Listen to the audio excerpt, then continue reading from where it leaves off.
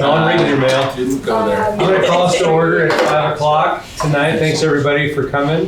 We've got 3 board members in attendance, Director Pendergraft, Director Hollowell, Vice President Hollowell. Director Wiggins is out of town, and Director Carey will be later. Before we get started, we'll recite the Pledge of Allegiance. Emma, can you lead us in that, please? Oh, back there. I pledge allegiance to the flag of the United States of America and to the republic for which it stands, one nation, under God, indivisible, with liberty and justice for all. Before we descend upon the halls of Glacier Park, Mr. Hanson, would you like to give us a bit of an overview, please? You bet, absolutely. So we've been through elementary site plan reviews before. A couple of things that will make this one look a little bit different. Number one, we're Glacier Park instead of Rock Creek, but the layout is basically the same for the buildings. Number two, based on some conversations with some of the principals, we want to have a way for the board to provide some feedback, not just in the moment. And so you're going to find when you get to your spot that there's a document there for you. And it has 2 different columns. On the left column are wows, like what are some celebrations, some successes, bright spots that you saw. And then on the right-hand side are some wonders. What do you want to know about? What questions do you have, etc. And so you have that for all 6 buildings. When we're done, Lindsay Henry will collect these and put them all into one spot so that we can share those with the building team. So that'll be something that's a little bit different today. We will be done at 7, report back here at 7:05, and promptly start our Tahoma 100 presentation. So that's our plan for today. So there's not a lot of debrief or any of that built in, and this will be important. You'll also get an opportunity to see what your fellow board members are sharing on here. So that'll be a document for all of us. We start at 5:03. I'm looking at the clock. It's 5:02. And I see that Haley, you're going to be in room 404. I see that Pete is going to be in 405. Yes. And Maria Wait, can I guess? Yeah. 406. We are on fire here. I'll see you guys down there. Good prediction. Good pattern recognition. We're on our way. Mark, it's set. Go. Okay, so high expectations. Starting in the corner down here, our PLC plus work, we've been very pleased with the level of clarity. It's higher this year. The questions that are being asked, where are we now? Where are we going? Or where are we going? Where are we now? Has really elevated the conversations around standards, learning progressions, and which leads to discussions about, hey, if we want our students to have what skills and concepts the students need to know along the way to meeting the goal. So very clear, and the clarity around and the passion around resources that maybe we haven't used before that might meet the needs of our students skill-wise and concept-wise. So I've been pleased about the collective clarity that is happening with the questions. The bulk of what I'd like to talk about is our crucial components. So I-cause learning, our focus on crucial components. I-cause learning, each student can learn, I can learn from others, others can learn from me. Huge in the work that we just talked about that this afternoon around evidence of moving students forward. And if you remember back at Mapleview back in August, we went through the questions on PLC Plus, the importance of the process. And there was a good part that Mike even spoke to, that the authors encouraged, almost warned teachers, staff that, hey, you can have this model, this process, but you're not going to maximize the learning of each student unless there are values and beliefs, core values, I believe, and foundational skills that go into it, that go along with the questions and that drive the conversations. And so we, based on observations the year that we piloted the PLC Plus last year, in conversations that we've had. We calibrated our thinking as leaders at Mapleview and said, okay, so what would we be giving each other high fives on at the end of the year that goes towards high achievement for students? And that the crucial, we call them the crucial components, was that focus, is that focus. And everyone is on, continuum, and, we all are on a continuum in that, but what is it? And then what does it look like in practice? And so we've put in, we're reinforcing crucial components in various areas of structures and processes, and I wanted to kind of talk a little bit about those, starting with the administrative team. So John, our dean, Emily, our curriculum coach, and I, we on a regular cadence, each Friday we go and observe PLC Plus teams, and we have a continuum with the crucial components on it. So we look for evidence. We look for evidence in conversations and in actions, and then we take those back and we talk to activators. We provide feedback to activators. Some growing opportunities there. And then we'll come back as a leadership team and calibrate our thinking. We share what we saw, we calibrate our thinking. Okay, so what are some trends that we're seeing? What are some places to celebrate? First and foremost, that's important. And we found a lot of places to celebrate and circle back to teachers and recognize them for the good work that they're doing. There's also places, some trends that we're seeing where, we can nudge the growth a little bit. And that can look like a staff meeting, that could look like the content and activities, growth activities for our IoT, or it can look like a one-on-one conversation with activators to 5 minutes for the growth. Thank you for that. I'll be moving along here. Another area, and I'm super excited about this. So Emily and I have involved teachers in the comprehend. She's and I are together when we do the TPEP process, the comprehension process, and so our conversations are becoming so much richer in terms we're bringing in the crucial components, and we're having conversations where we're connecting. Each student can learn to certain components, instructional strategies, and it's opening up conversations and pushing thinking. I'll give an example. The other week, maybe it was last week, we met with the teacher, and her instructional focus for her lesson was going to be success criteria. And so linking that to each student can learn, open up a conversation about differentiation and what we might see, what success might look like for students who are going to be needing support in this upcoming lesson.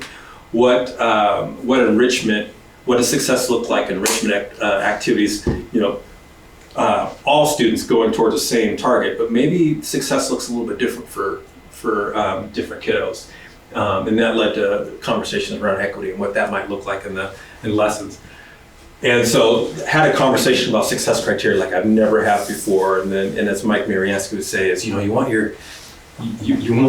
teaching moments where people's eyes are up here looking at the ceiling. You want those moments. And so we've had a lot of those moments in reinforcing our crucial components here. And I'll end here with a deeper, the general lens of equity, reinforcing these components, these crucial components are elevating, are putting equity on the front of our minds. And probably more than ever before, I'm starting to hear program leaders, ELL, student council, BIS, SEL, are coming to me with noticings and identifying places where equity is needed, and not only with the problem, but also some solutions. Whether it's ELL students who are a certain level who are not quite there yet when they're in group discussions with their classmates, and they need to express, where the language just has not quite caught up yet, using iPad. Thank you very much, Mary, for the iPads.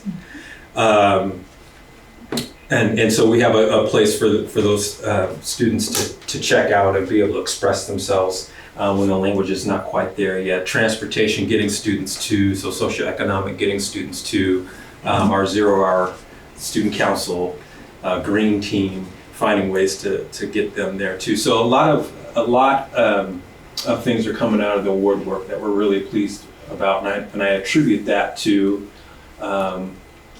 our reinforcement of those crucial components. Like I said, we can put any model in front, any instructional model in front of teachers.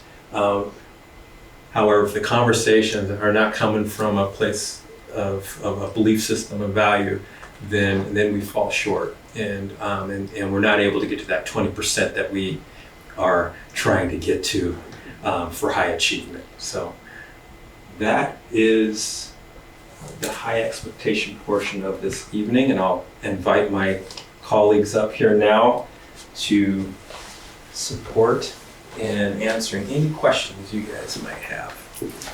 I guess. Thank you. I appreciate what you were saying, Chris, at the beginning about how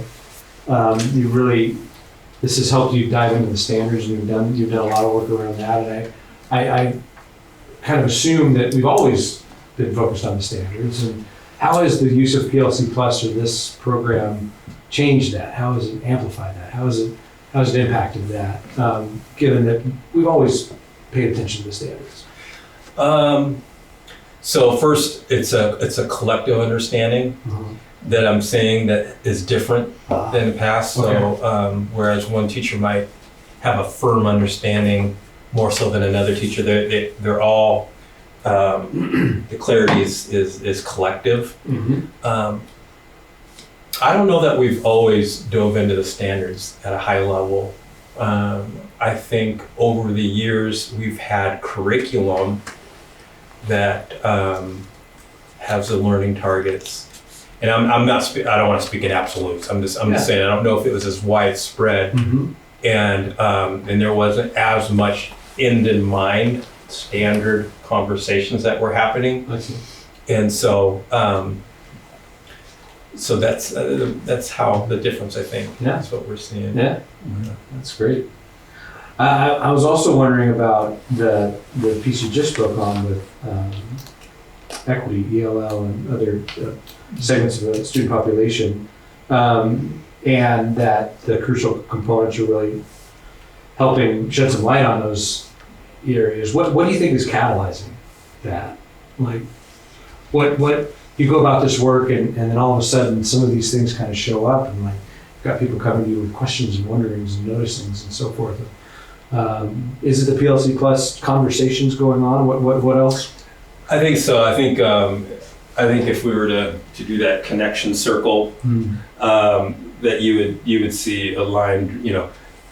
What does this impact? Well, it impacts this. It impacts this. So we'd see lines crossing all over the place. So I think it's the reinforcement in the different areas brings about those collegial conversations around the crucial components more often, repetition, hearing it, us framing conversations around student learning with those components in mind. I think it's becoming more of I don't want to say habit, but reflex. More. That's what I would. Yeah, that's great. What's getting in the way? What are barriers to further progress? That's a great question. Progress of the crucial components. I think that our staff, huge hard workers, have a lot of them have those beliefs already. It's more of the application on how we use those beliefs in our work when we talk through it's not as available yet. It's not, that's not the go-to for some folks in their thinking. And so I think it's the application part of it, just the repetition and being in that conversation about lessons about, oh yeah, each student can learn. What about our different, how are we going to build an equity? That's practice. Yeah. Is the weekly cadence, is that like, it's different, we've gotten more of it than we did a year ago. Is that a good rhythm to revisit this on Fridays? I'm gonna ask Emily to share her thinking on that. I think that there was a lot of feedback last year about how we did it once a month last year when we had our PLC meetings, and that felt way too long for teachers. In between? And so I think that now what they're finding is that it depends on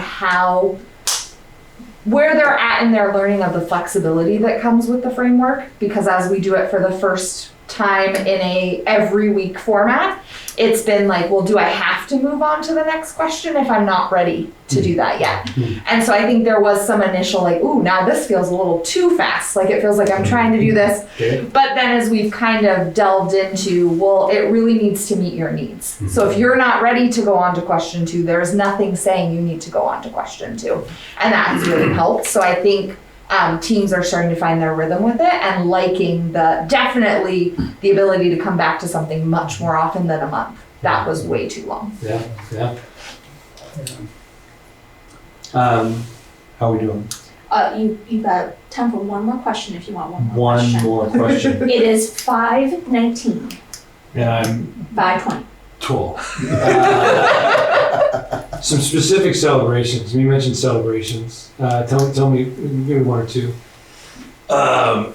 Recently, I went into ICAUS learning, so teacher efficacy, the number one for Hattie on what impacts student learning.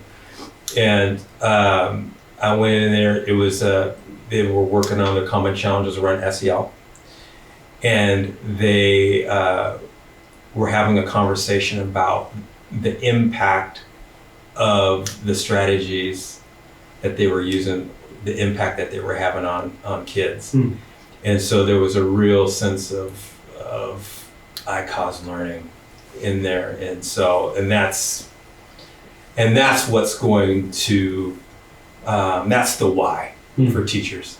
That's what will keep them focused on that PLC plus is something that's valuable. Yeah.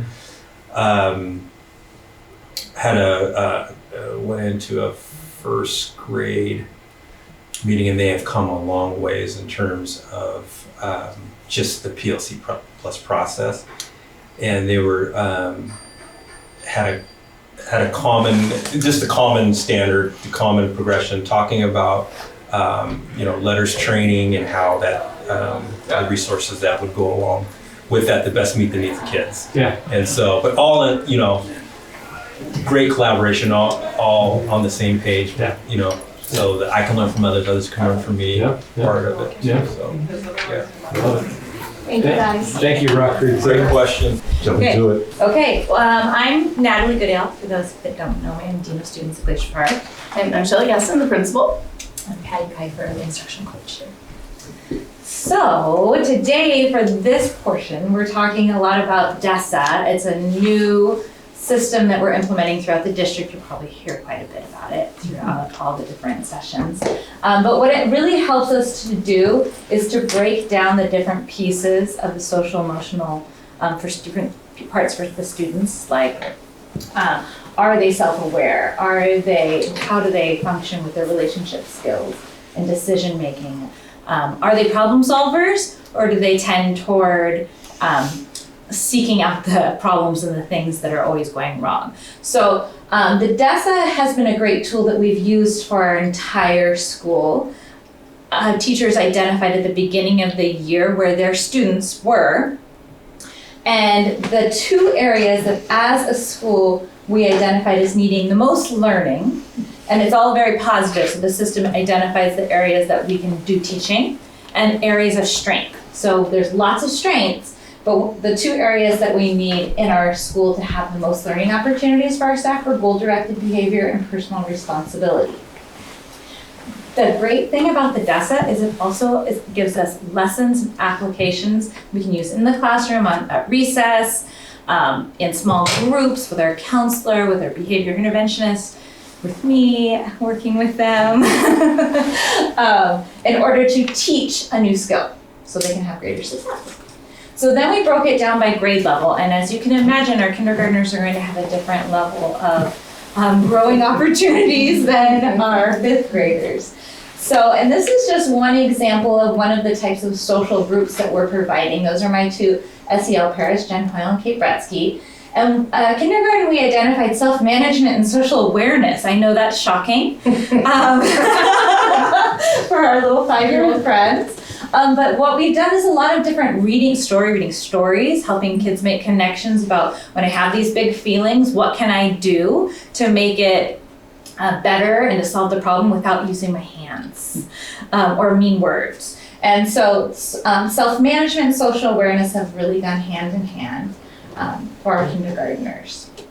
Our SEL pairs are not only working with them in small groups, they also go out at recess and they work with them in the moment of anxiety, which is really good. We just, the three of us, me and Jen and Kate, and actually our counselor Carrie as well, all did a great training about how when our students feel anxiety, their trauma response to that, and when they're in that moment of heat, because someone cut in line or took the ball, they're feeling that anxiety and their thinking goes way down. So all those great strategies they learned with Carrie about problem solving and talk it out, go out the door and fists come out instead. And so what we're trying to teach them is how to rein in some of these skills when they're in the moment, because that's when it's really applicable. First grade, we identified a few more areas. Self-management is still one of our areas. Goal-directed behavior, personal responsibility, and decision-making. Something we're noticing in our data is that a lot of these kids didn't have those opportunities to play at the playground or to play at recess or to play in the neighborhood or at preschool because COVID made it so that we didn't have all that socialization. So these are games and activities that they are playing to practice some of those skills that they would have had more of a social interaction with. Decision making, like thinking through that process. When you do this, this happens. Has been really intentional and specific with these kids so that they know, oh, when I hit, they might hit me back. And then we're both in trouble.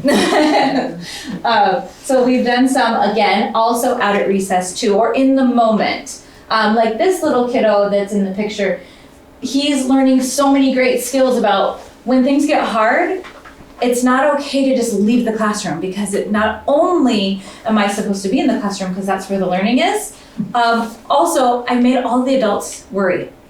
And when adults worry that care about me, then everyone's kind of panicked and that leads to confusion and concern. And he's just hiding from the problem, but how can we face the problem? It's a small problem, how can we face it instead of make it bigger? So lots of in the moment teaching there too. Second grade, social awareness, relationship skills, and goal-directed behavior. This is a quote, or it was from DESA. It's a little, I don't know if a quote, but it's like a saying. It says, we all want to belong. We all want to be seen for who we are. We all have times that are hard when we feel alone. We all have times when we feel happy and connected. We all have times when we need help and times when we can reach out and help each other. We all have times when we don't see each other's perspectives very well. We all need times when we feel listened to and accepted for being exactly who we are. We all want to be treated with care and respect. We all deserve to be treated with care and respect. I respect other people's ideas and perspectives. And that has been a really powerful thing for us to read and think about and break it down with some of our groups because sometimes they're so egocentric and they're just thinking about how does this affect me and my needs and not about how does it also impact the world around me. So 3rd through 5th grade tested out kind of about the same, goal-directed behavior and personal responsibility. So we did a few different approaches with them that were different from our K2 students. We still are going out into the playground and helping with the problems in the moment when the big feelings are happening. But we also pulled some different groups that we met with for 3 weeks, 2 times a week. So real intentional, kind of a little short period of time, and then reassess and then have different groups. And we talked a lot about SMART goals, like how do you make a goal that is achievable, that is realistic, something that we can, there's an action related to it. And what we found is a lot of the kids in 3rd through 5th grade would say like, well, my goal is to be the best baseball player ever. Okay, let's, rein it in, and starting to help them set goals now will only help them in the future as they get into middle school and beyond. So we did a lot of intentional work around that. We also did some different, so there's the goal setting, SMART, measurable, achievable, relatable, and time sensitive. And so we did some of that work with the groups. That was the kids loved coming. In fact, after the session was over, they were still knocking on the door, and it's like, we're here for group. Oh shoot, group's over. But it was great to see them, and some of their teachers said they'd really started applying it. Oh, but is that a SMART goal? So that was fun to see. A specific group of students in 3rd through 5th grade that we pulled were some girls, because girls sometimes have different struggles than boys. What we found is that oftentimes boys will have a disagreement, there'll be big feelings, they'll fight it out, they're fine to play next recess. Everything's fine. Girls hang on to it. And a lot of the things that we're doing is pulling some of these girls that are kind of more on the sidelines of the problem and helping them to be more leaders and be brave and understand, talk about what's a good friend, what does a good friend look like? What does shutting gossip down look like? How do you not keep perpetuating the problem by continuing the conversation? Did you hear what she said? Do you think that's true? And starting with the girls young, because they've all either seen it happen to somebody else or had that same experience. So starting to have that conversation, we just have a little lunch bunch. They come in and sit down and talk about what's going on in the playground, what's going on at home or social circles. How have you helped somebody today? How have you helped somebody this week? How have you been brave and stood up for someone?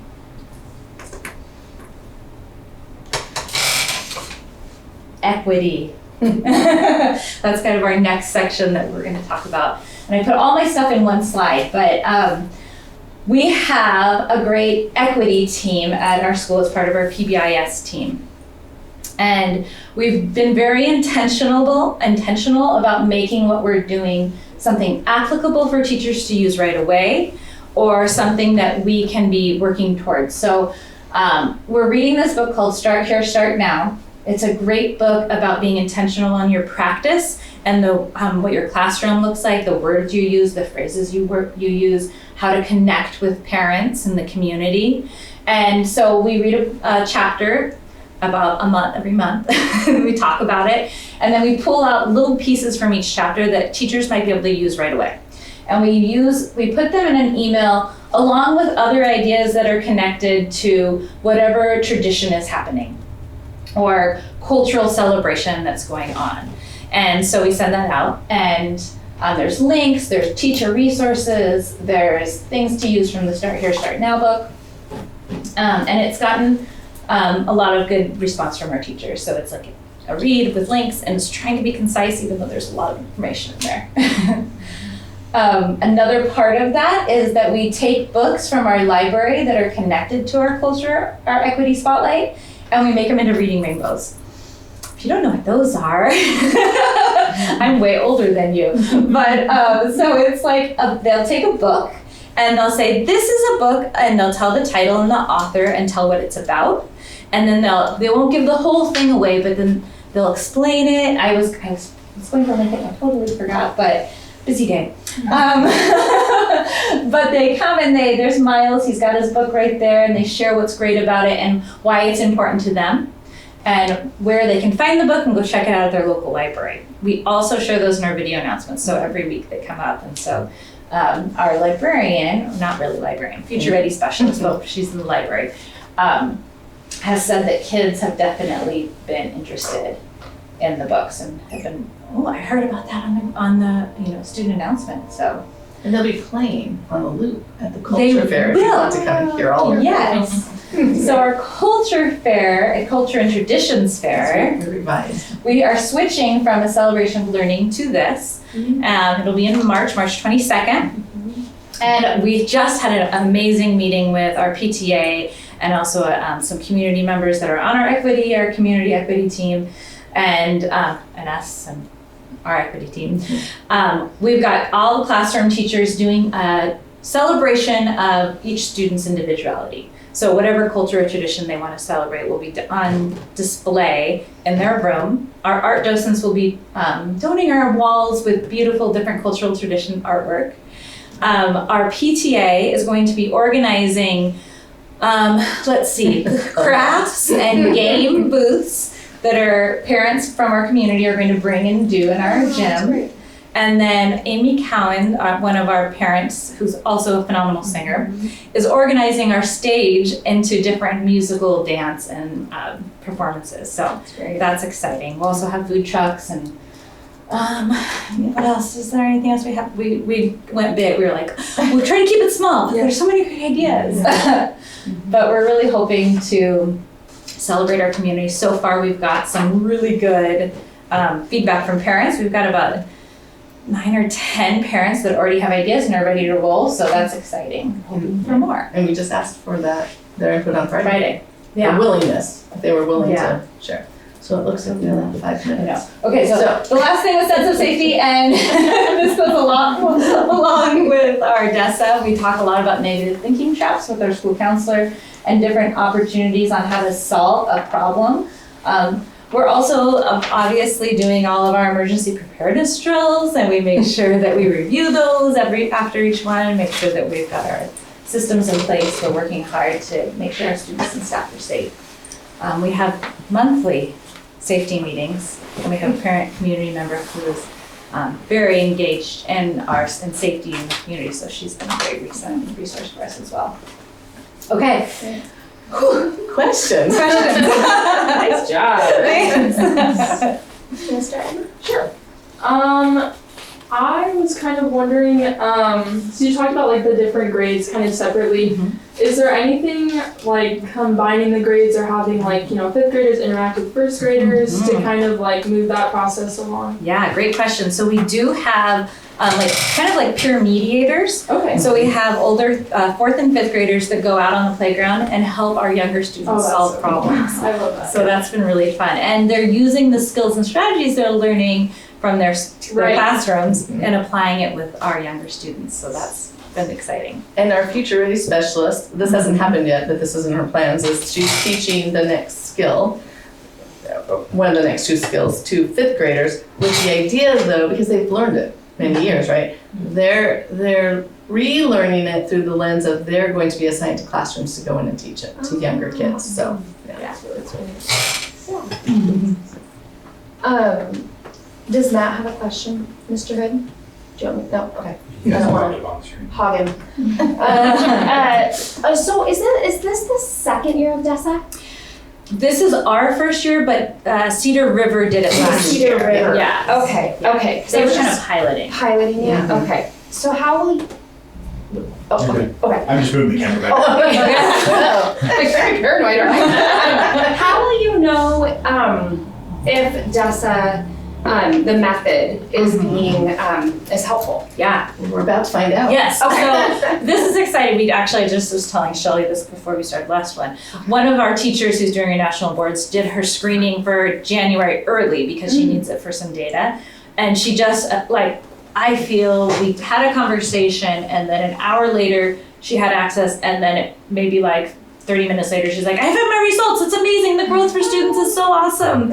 So it's a quick screener. So I'm excited to be able to share that with teachers, that it's a quick screener, but they'll get to re-screen their students to see the growth areas. And so some of these graphs, we're hoping that we see a little bit less red in some of the areas that we targeted and a little bit more blue, which means that it's not necessarily mastered the skill, but it's not an area of that they need extra learning in. Yeah. So the whole staff will Yes. reassess all of their, So we're excited. That should be toward the end of, let's see, January 31st to February 10th is our window. Okay. And so then we'll be able to oh, that's exciting. see results. Yeah. Okay. And then we'll do it again, one more time again. Yeah. In the spring? Yes. Okay, great. Yeah. That's exciting. I have another question. So when you kind of like reevaluate everything, if like the areas that like need more improvement, would that be like coming up with new activities and stuff like that, or would you kind of just keep the same ones? It'll kind of depend on the students that are identified. It might be different students, but if these areas have shown growth, but maybe like optimistic thinking needs way more, that might be our next target area. Okay. And so we'll relook at the data overall, and then we'll redistribute where we need to do more teaching. Yeah. He's standing. Thanks, that means. Subtle cue. 1 minute. Real quick, did the group of girls that were kind of like on the outside of that issue, would you say, and I've really seen this between raising my daughter, but are these girls also like SEL, a group of kids that are kind of identified as working with, or is it just kind of more situational? These ones in particular were kind of around the outside of the problem. Okay. So we were trying to build them up, right? Like they're not like the ones in the middle of it, like that are in the problem. That's a little bit more intensive teaching. Problem solving. But these ones we're trying to, how do you stick up for each other? How do you like say that's not nice? And so we don't have them not saying anything in high school. Yeah, I love that. Yeah. Yes. They will become our positive influencers. That's what I was Right. wondering. Right. Yeah, That's kind of great. bolster their positivity. Yeah. Yeah, that's great. I like that strategy. Wonderful. Is that it? Not only is he standing, he's standing by the door. Okay, we gotta run. Yes, we're out of here. Thank you so much. Thanks for your time. Of course. By way of a super brief introduction to all things going on at the flagship. I walked into a classroom about a month ago, just before we were supposed to meet the first time, and I found Carissa, who is a 5th grader at TES, and she was teaching her teacher how to multiply and divide fractions with unlike denominators. And you can think, that's a 5th grade math standard, no big deal, that's what they're supposed to be able to do. But my mind quickly went to her first day of kindergarten that seemed like the snap of a finger away. And that she didn't want to go to her classroom that first day because she was super scared and super emotional. And she's the oldest in her family, and so mom was equally scared and nervous about what am I sending my little daughter off to. And along the way, in those quick 6 years, she's had over 50, by my count, adults that have had significant interactions with her. And lots of others that have had interactions, but significant interactions. And it's from the cook in the kitchen who noticed that she had been ordering lunch and then wasn't ordering lunch anymore and came to check in on her. It's the custodian helping with the green team and encouraging her along the way to learn about recycling. She was a MAP student, she was a RAP student, she was a student served in next department in special education. She's up for her reevaluation, and mom said she was happy that I was able to share this with all of you, of course. And I'm suspecting that she'll probably exit before she heads off to middle school. And the SEL programs that she's participated in, it's just really incredible that for all the complexities that we try to put into our work, or that are put into our work, what really matters, PLC plus, what really matters with anything else that we choose to focus on is Carissa. And then she comes to us, and 6 years later, we send her off successful and future ready. All of it really overlaps exactly with Tahoma Cares and with the Wheel of Fortune that I know we've shared that guides our actions along the way as we work with Carissa and all of our cubs. And so we're here to give you a brief update, and then we have plenty of space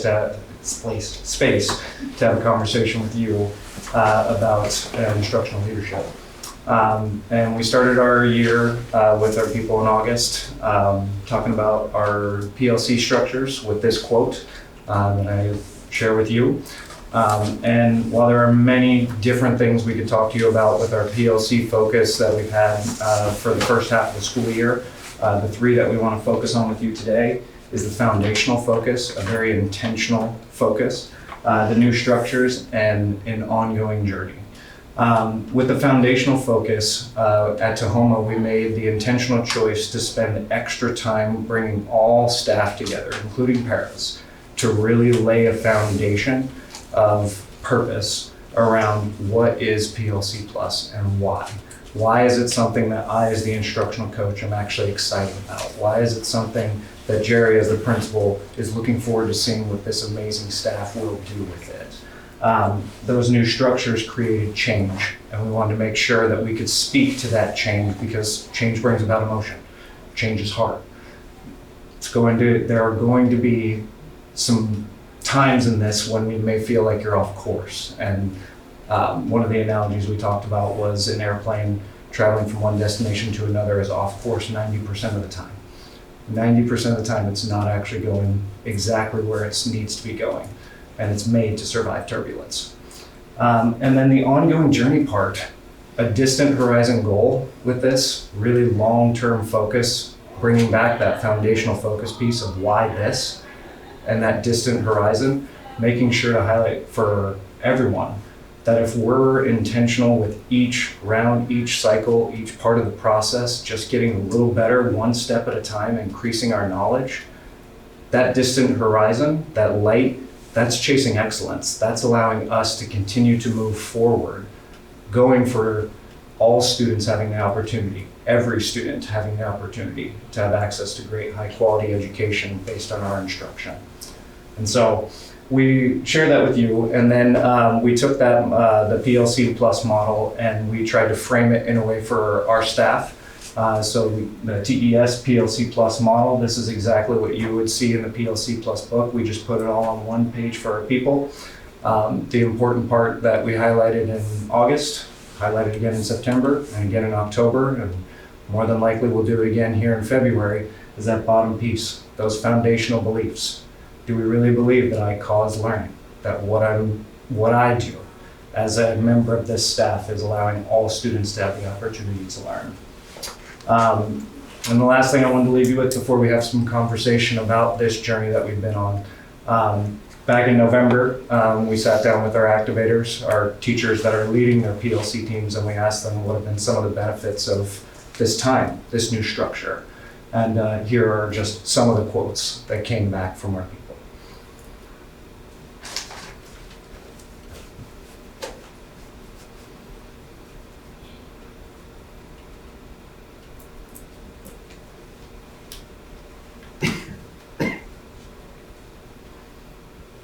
But in this room specifically, with the subject of instructional leadership and with the new structures we have in place, we intentionally wanted to leave space and time for questions and conversation you may have or would like to have with us. Can you talk a little bit, Ian, about some of the structures that you guys have put in place to support the activators? I know you talked about early on being super intentional and taking extra time to make sure the purpose was really clear to the full staff.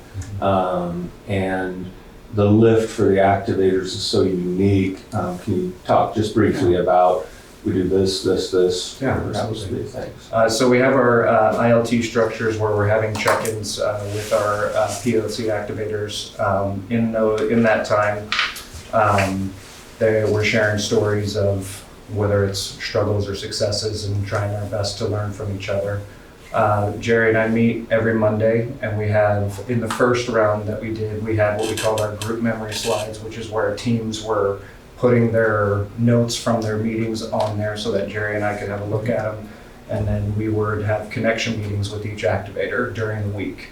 And the purpose of that was so that activators constantly know that we want to learn with you. We're coming alongside with you. How can we do this better? What is it that you need from us, or what can be provided to you that will help us get better? Trying to refine it constantly. That led to me offering optional learning sessions. So additional times when activators could choose to come to get information about one and only one specific thing or piece of the PLC Plus process.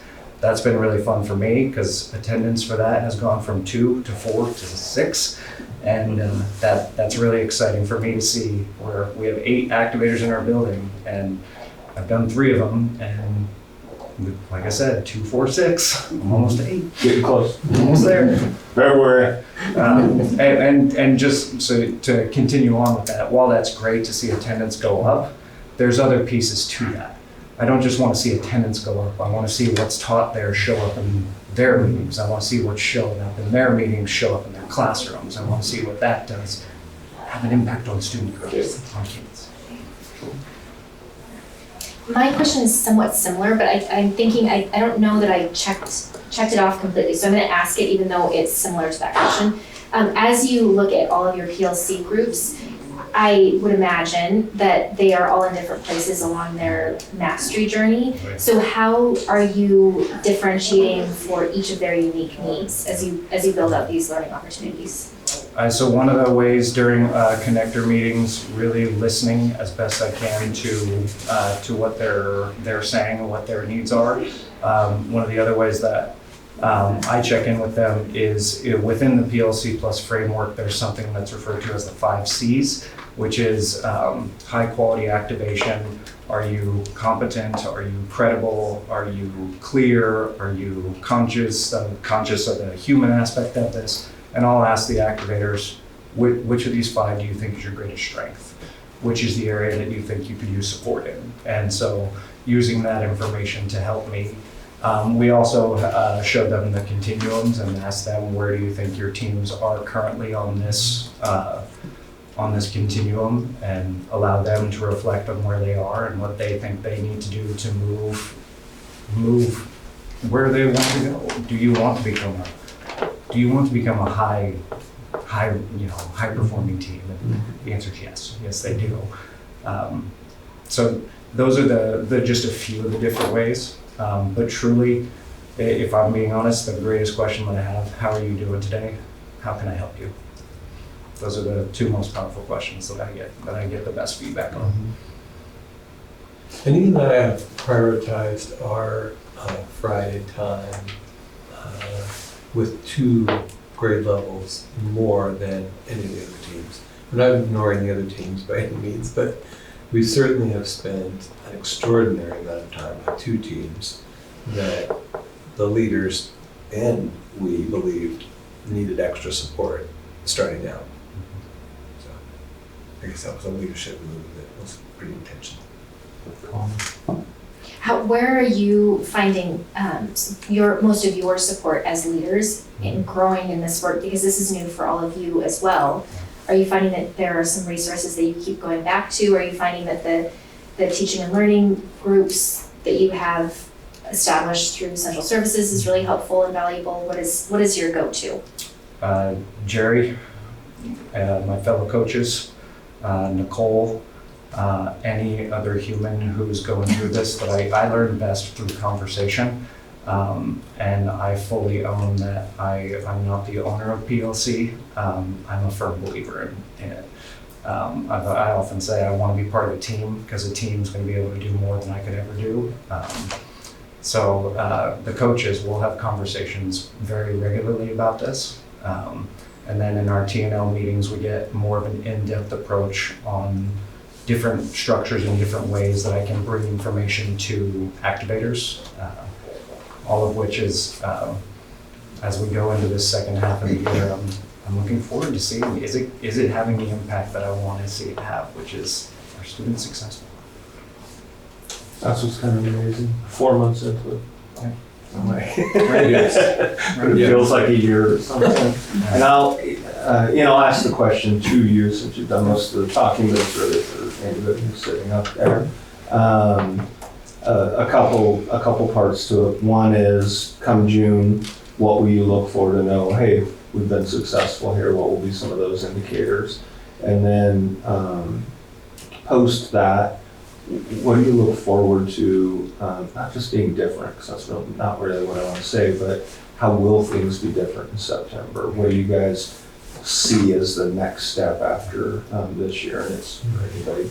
I haven't spoken a lot, so I'll open up the floor if anybody else would like to take it first.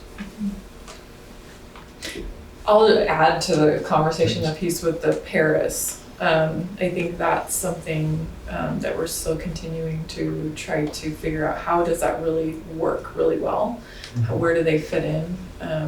And so part of measuring success, I think, is continuing to make sure that their piece of the puzzle is a part of our PLC pluses in a meaningful way. That's meaningful for the para, for the other staff, but ultimately to support the students that are the conversation in the room. So still, I think in a little bit of a messy discovery process of how do we best make that work.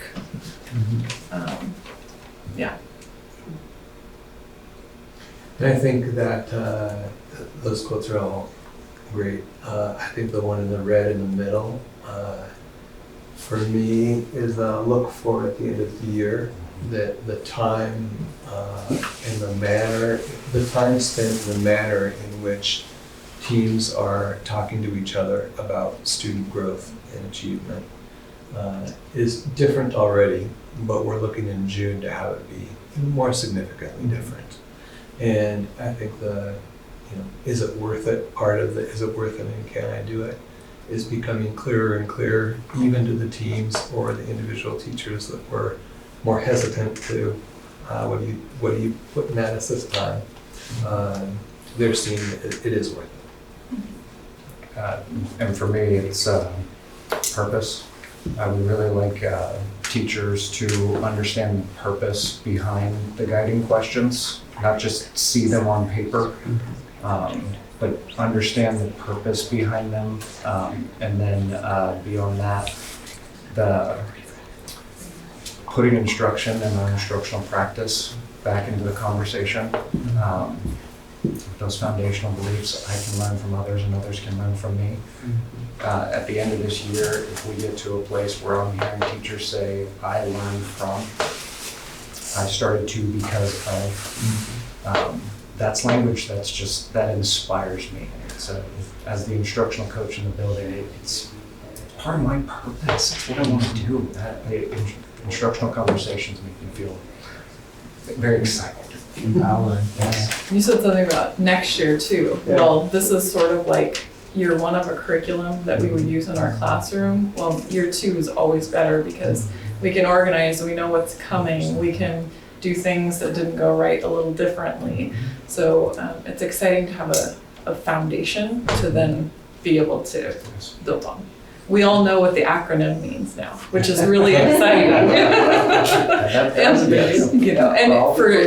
truly that happened in one of our beginning meetings where we invited the paraeducators because they were on a little different journey, and one of them whispered, so what is PLC? So we're not there anymore. So it's exciting in September to start that we know what it is and we have experienced it, and now we can build and get deeper. Go back to what Jerry said, sometimes it's not complex, it's you're no longer seeking the answer to the question, is it worth it? The answer to that. If you guys, Ian, this is really more for you though, if as you think about supports or lack of supports for you, if you could wave a magic wand, what would you like to see for supports for yourself? I would love to have more opportunities to learn from other coaches. There's 10 coaches in our system, and the only time I get to interact with them is if I make it happen. And when I say interact with them, I mean specifically around instruction and instructional coaching. Mrs. Hollowell, anything else, man? Thank you, guys. Thank you. Appreciate it. Thank you. Get home safely, please. Thank you. Just go over there to eat them. Yes, I know. Over the river and through the woods. Good to see you all. Thank you. Thank you.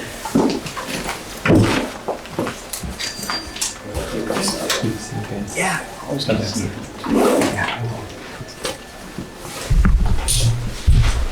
Her teammate waves over and she's like, who would want to come to that? Actually, I do every year I come. Love it. All right. Let's see. We are not these slides, right? Should be able to just click through them. It's wherever you're at. We're doing the high expectations ones first, right? Yeah. Right. Yes. I think we're instructional Leadership. It does look like it's not the slide set that everybody else has up there. Okay. This one, right? High expectations. Yes. Instructional leadership. Right? We are instructional leadership. Step one, We're in instructional 406. leadership. Okay, I'll stand over here. All right, we, Carrie, I don't see the beginning slides though. That's what happens when I try to rearrange things. That's why, Lori, I think it's not the, I don't know that it's the slide. I refreshed it because I was told, Dawn told me to refresh it because you might have changed something. Try again. Here we go. Or exit out of it and then go back in. While they're figuring it out, we'll introduce the team while they're trying to figure that out. Yeah. Melanie Reedy, principal at Lake Wilderness. Amanda Blashaw, the dean at Lake Wilderness. Leanne Rolland, school counselor. And Carrie Haynes, instructional coach. well, why don't we just go ahead and start here? Because the slides that we're missing, That's weird. were our leadership team. So Carrie, you want to talk about the leadership team? Yes, our leadership team consists of a teacher from each grade level, our special ed department, our paraeducators. Is it on there? The picture of our Yeah. team. Yeah. Or whatever you're And missing, specialists. can you just hand it to I me? can. Yeah. That's weird. I appreciate She doesn't do well. Here. Here you go. Can you put it in my table? And then Leanne can hold it up.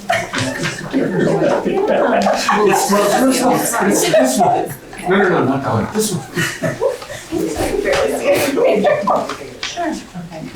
So, the picture of our instructional leadership team is a bigger part of the team. We're just here presenting, but lots of leaders were involved in helping create the site plan and come up with these goals. That's our instructional leadership team, and then we also had a picture of our PBIS team. So when we look at it from our instructional side and academic side, and then when we look at our social emotional side, those are all the voices that are a part of this work as well. So Carrie, do you want to just go to the PLC? Yeah, I don't know what happened to it. Okay. That's not even it either. None of them are on there.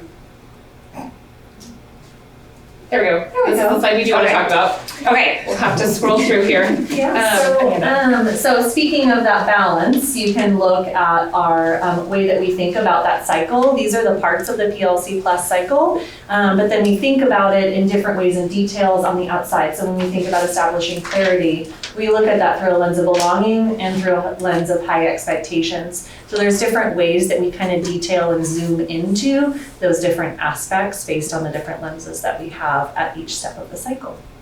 And with our instructional leadership, we wanted to show how our PLC structure not only supports our academic cycle, but is our belonging, it's our social emotional cycle, but going through these separate steps of that meeting cycle, following those same kinds of questions and data analysis to drive our next steps.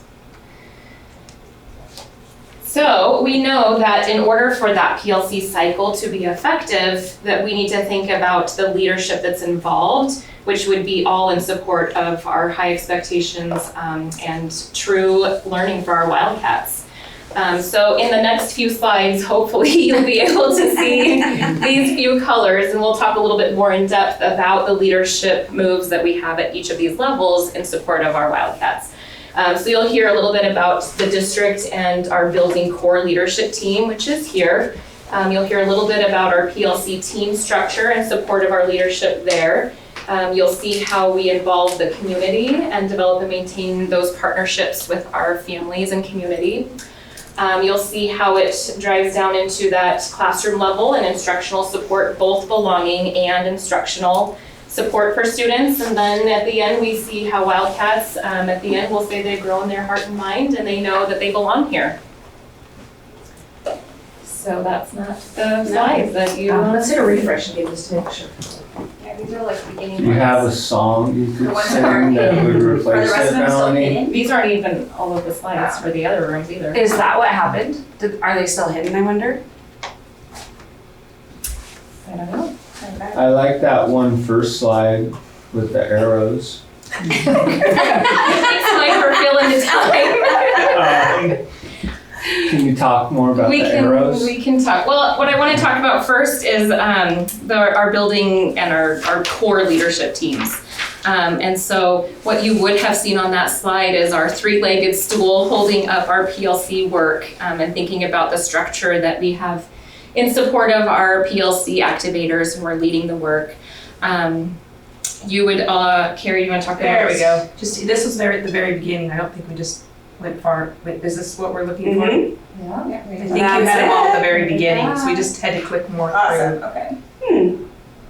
There we are. Oh, there we go. There we go. Now we made a reality for you. I like this one. It's got a stool. It does. Yeah. All right. Okay, so, phew, we found it. Thank you. Okay, so the beginning of the year, this summer, we focused in with our instructional leadership team on focusing on our individual strengths as leaders to help us understand each other and how we lead so that we can be better leaders ourselves. And we started our PLC work last year. So our team had a pretty good foundation. And here's the famous Lisa Long. Our team had a good foundation of what the work was and what we were going to do. And the PLC book has served as our book study for our ILT team this year. And then we pulled some quotes from some of our teachers, and I'm just going to want to read this one just about what all of this work is, what that we're doing and how helpful it is and what it means to us and our teachers. Knowing each student by name, strength, and need, working collaboratively with PLC teams and finding a common challenge and a goal, finding a place for everyone and making sure every student feels like they belong. So we're really hearing from our teachers how important this work is in everything that we do. So the next little arrow from that first slide was our PLC teams. We knew from last year we had built that foundation of the cycle. We had gone through some of those steps and explored some of those questions together. And in our feedback and survey, there's 100% of our certificated staff that felt strongly at that 4 level or that 3 level that PLC was impacting their work. So we knew we had to hold on to some of the core features that we had worked on last year. What we are able to do now, though, is go a little bit deeper. So we've embedded and we've nested those supports. And you'll see that from our site plan goals that they are able to go a little bit deeper. So what is that impact of our work and going into another cycle? Let's look at the data that's going to help drive that instruction. Here's an example of one of our 4th grade PLC teams at work. And then over here is some of the work that our kindergarten team has done around determining impact. So right down to that student level on who's learning, who's benefiting, and who's not. So as for developing and maintaining partnerships here, over here is an example of some of the family connections that our teachers are doing. They're really reaching out and making sure that there's a good connection with the families about goal setting. So this is a 3rd grade teacher went over an assessment with her students and set some goals with the students. The students bring it home. This was her little cover letter that she had on the front. Talk about it with the student, talk about how they're going to help support the student at home, and then the student brings it back. So it really has that connection piece in there. This is our positive support team. This is second grade. We were meeting all together as a group. We meet about every 6 weeks, talking about different students, different needs that students have, and how we can best support them. It gives them the tools to communicate to the families. And then our PDIS team met this year, and they did the benchmarks of quality survey, and they decided that one of our goals this year was to focus on family partnerships. So after our meetings, we put this in our Wildcat word that goes out once a week actually, but whenever we have a meeting, this blurb goes out so that they're aware of what we're doing. And the same thing happens with counseling, so that everyone's aware we're being transparent. So this is the next little arrow in support and our leadership moves in supportive student learning. This is down to that instructional support.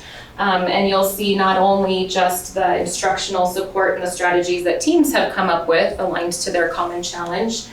So this is an example of that. Here's that small group differentiated instruction for first grade. And then here's an intermediate example, but we also think about that core instruction for social emotional learning. So there's Leanne. Erin, you want to talk about that lesson there? Oh, I was doing a lesson at the beginning of the year based on some of my data from the previous year, how conflict resolution was a main thing that kids were coming to me for. So I started off the year in 1st through 5th teaching lessons on conflict resolution, and this was the size of the problem in 1st grade. One of the structures that we have for this two-way kind of feedback is once teams are meeting and we have a question or there's a wondering from the team, this goes right to us. And if it's us who can answer the question, which sometimes it happens, and sometimes we need to think about who can consult with our teams. So we can just tag them right there and it goes right to their email, and we know that they're on board with the types of questions that the team might be having. And we always get our questions answered, and I'm not just saying that. It's true. That felt like a plan. No. So here are just 126 of our Wildcats. And we always just have our faces of our Wildcats at the core of everything that we do.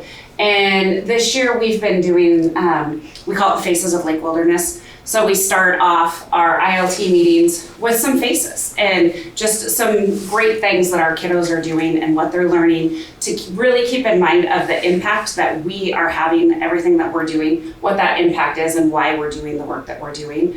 Some of our PLC teams are starting to do that too, to talk about some success stories and how they're really reaching those kiddos. About the student story. Did you want to play one of them? Yeah. And then here is one of our teachers talking.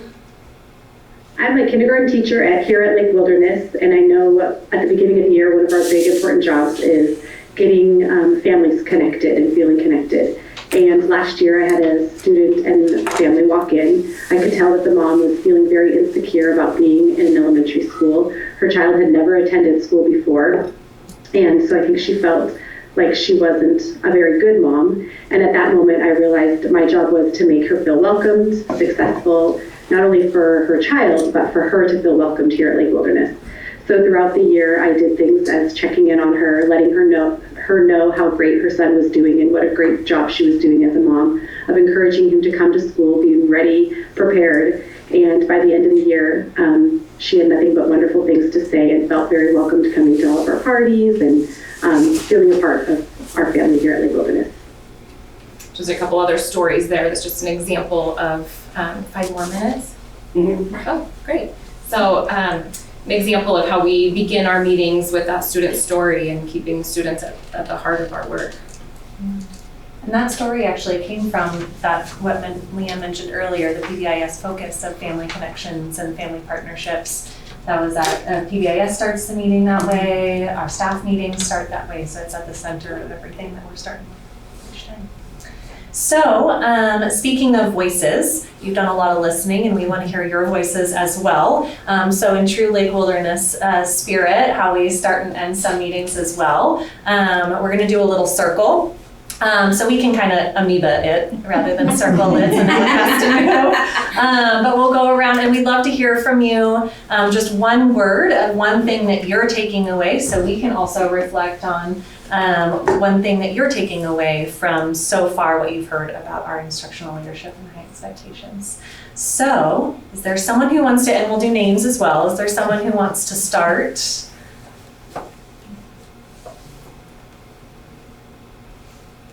I would love to start. Which direction would you like to go? That way. Okay, wonderful. So And I name just in meant one word. My name in one word. Yeah. Malia Hart. Annette Connections. Lisa Empowerment. We'll snake to you, Mike. You're the next amoeba. amoeba. I didn't know that. You're the next in the amoeba. Oh, okay. Mike, I'm gonna go with experience. Lori, I'm gonna go with care. Would you like to join as well? Leanne in support. Amanda voice. Carrie, connections. Melanie, voice. Scott, voice. Thank you. So speaking of voice, continuing on that theme, if you have any questions for us, we'd love to open it up to questions or comments. So I am curious, you all are a little bit further along in PLC work, just because of timing when you started to implement it. So I'm curious, since you've had some extra time, if you had to choose just one success that you'd love to make a billboard celebrating, what would that be? I would pull what Lisa said, and that's empowerment. It's not what we are doing, but it's ownership. So it's not something that we're trying to get the staff to buy into. It's truly your work. You're owning it. They're the kids who are sitting right in front of you. And so the work that's happening is, they see it, they need it. And we're able to think about that for each class, each grade level. And so I would say that they're feeling empowered. And it's not a smooth road. I think there's been bumps along the way, but I think those bumps creates that more of an ownership. And I'd add on this year even further for whole staff. We highlighted grade level work, but now classified's getting involved, and like we have an SEL PLC that has our SEL team and paras on there with Leanne and I, and looking at that data and going through that cycle, and so that ownership school-wide, it's not just certificated or just classified. I'd say we're taking that next step messily. Okay. Thank you. The part I'm wondering about, your theory of action slide gives everybody insights into your brain and how you think things work. And if you back up, like Malia said, you guys kind of had a year head start on a lot of other buildings. And your theory of action is different than any other buildings that's presenting today. What advice would you give to the other folks as they continue to reevaluate their work moving forward, particularly around the theory of action?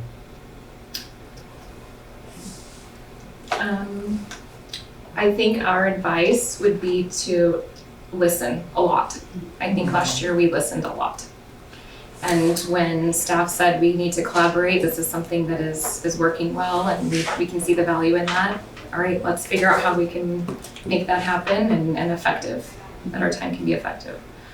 We have some learning to do, and we're still learning right alongside everybody else. But that collaboration that was asked for, and we could see the benefit in that, so that's on us to make that happen. Some feedback before you go to your next session. It feels like you guys started off really slow, pretty questionable, but you finished strong, so good job. So we need to go further into the slideshow then before we start.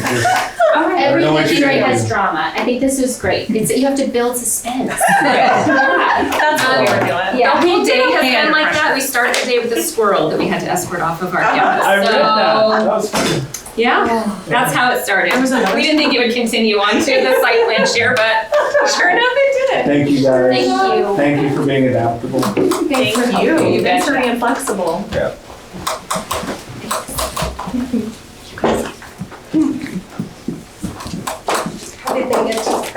adaptability.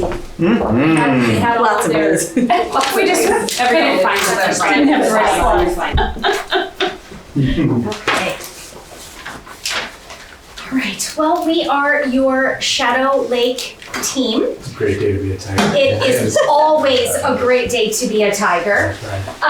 And we are going to talk to you today about our plans for high expectations and what we're doing.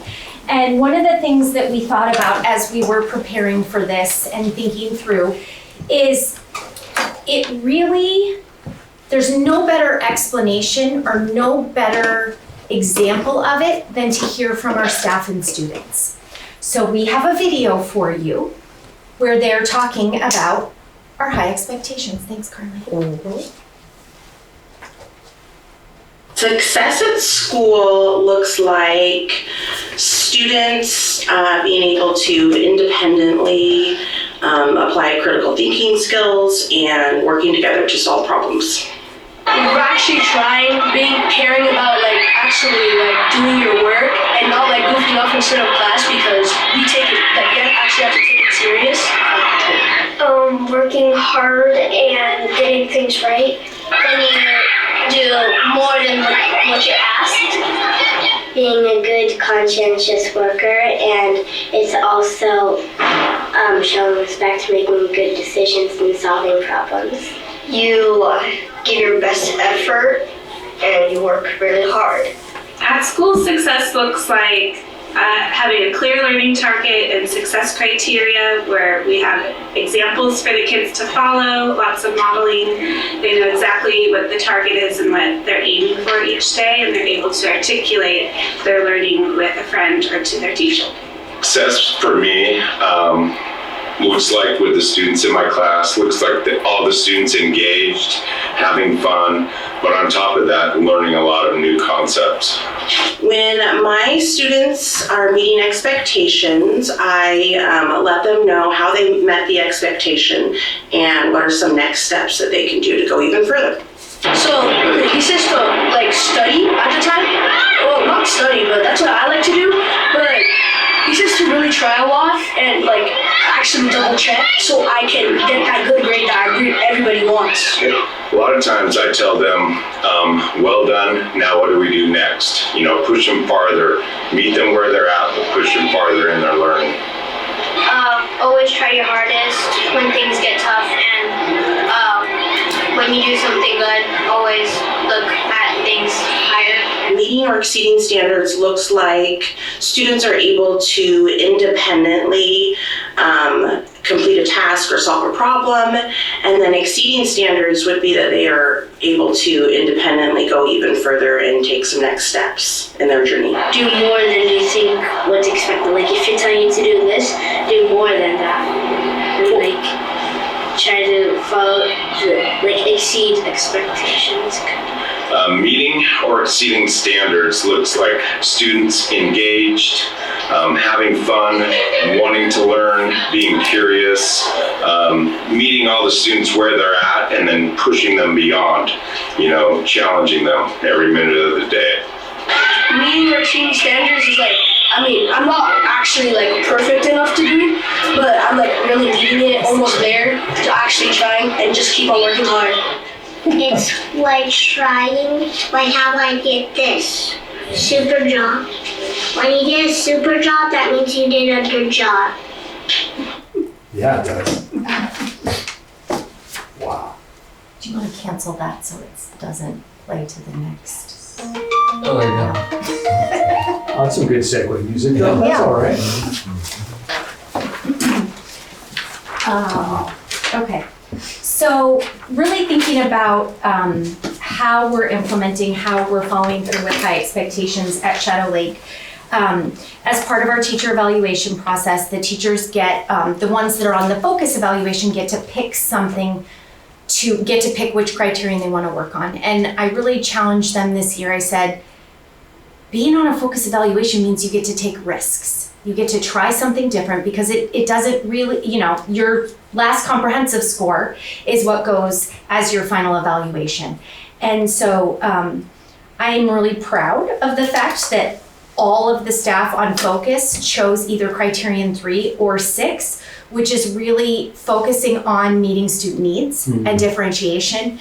And then as well as 6 is all about assessment and using formative assessment and summative assessments to push teacher practice for students to grow. So really excited that everyone in our building, along with the PLC work that we've been doing this year, is working on pushing practice for the betterment of children. And I think some of the things that we are also working on are students doing the work and the lift. So here we have a 2nd grade STEM experiment where it's literally they were given the materials, asked to make something, and off they went. Problem solving, teamwork. Another 2nd grade student up there explaining her work, sharing with her classmates. Another piece that has been part of connected through with PLC Plus is our 3rd graders are really working on tracking their assessment data, saying, oh, did I meet my goal or did I not? And then also, what am I gonna do to meet that goal next time? And really talking about and practicing that with each other. Learning targets and success criteria are posted all throughout the building. One of the teachers talked about that in the video, that kids need to know what we're expecting of them, what we want them to do. So it's great to see that teachers have it posted, they're unpacking them, they're talking about them with students. Students are putting them in their own words, they're referring to it throughout the lesson. And it's just meeting those expectations based on the standards. Really focusing also on our visits to get to know our staff and students. Every morning for 15 minutes, David and I have a block on our calendars where we are out and about in the building, visiting classrooms together, checking in with staff, checking in with students, celebrating their successes, leaving Tiger Paw awards and things that I call love notes for the teachers. But really pushing on and reinforcing good practice. And our theme this year that we talked about, which courtesy of Lindsay from the retreat, is what do you do with a chance? And so every staff member had that book. We keep talking about it. Like, what is our chance today? What is our opportunity today? And what do we need to do our best as adults and as students within the school? And with this high expectation, we have 6 teachers that are truly implementing what are you doing with a chance with our math implementation this year. And we're really seeing, as we get ready to roll out a new K through 5 math curriculum, that the teachers that are piloting this are really embracing and stepping back and letting students do the work. And it's been great. And the wonderful thing with the PLC Plus model is we have a math implementator in each of our grade levels, which means that in each of our PLC Pluses, there's one of the teachers that are doing that. And other teachers who aren't the early implementers are trying out some of these things that they're going to be doing. They're trying the games, they're trying the new aspects of the curriculum to better meet the needs of their students right now that are still doing math expressions. We just had Renee Hansen come to our last staff meeting and share a little bit. And our teachers truly are looking forward to the March 20th day that they're going to learn more about the new math curriculum. We're having more small group instruction. We have each of our grade levels represented here with our early implementer, and seeing students in centers, seeing students working together, seeing small groups happening, seeing kids explain, not just with numbers, but also in writing and being able to talk to their peers and talk to their table groups. I'm really seeing their learning come to life. So more small group instruction. And then the other thing that we're seeing, especially with the PLC, is just more across grade level collaboration as teachers are really putting the students and their work and the data in the center of the room and growing together as a collegial team. All right, in terms of ELA instruction, this has been our baby this year, I feel like.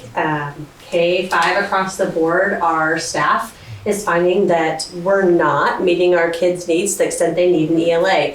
Part of it was pandemic, remote learning, and just maybe even the resources that we've had. We're noticing there's gaps for, especially in our primary with their phonemic awareness and phonics, and teachers are aware of it and they want to do something about it.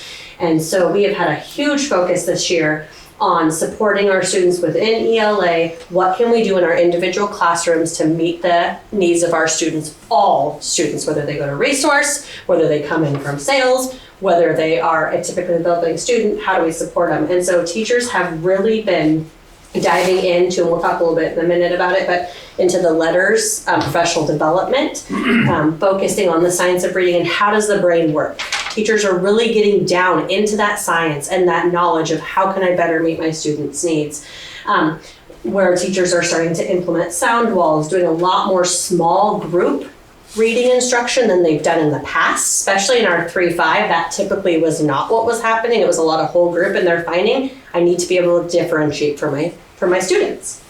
We can go to the next one because it's connected to it. And so as far as growing practice for our teachers, we have many opportunities and much engagement in professional development. So by the end of the year, our entire K-4 staff and most of our paras will have completed Letters 1 training, and many of them are also in Letters 2 right now. All of K2 is using Haggerty on a daily basis for phonemic awareness. We've got people participating in district math classes and STEM courses. I mentioned about David and I's visits. We actually keep track, so we make sure we're in everybody's room. Also, these are love notes that I leave for staff. I center them around our CEL framework that we use for teacher evaluation, so reinforcing good practices that we're seeing in classrooms.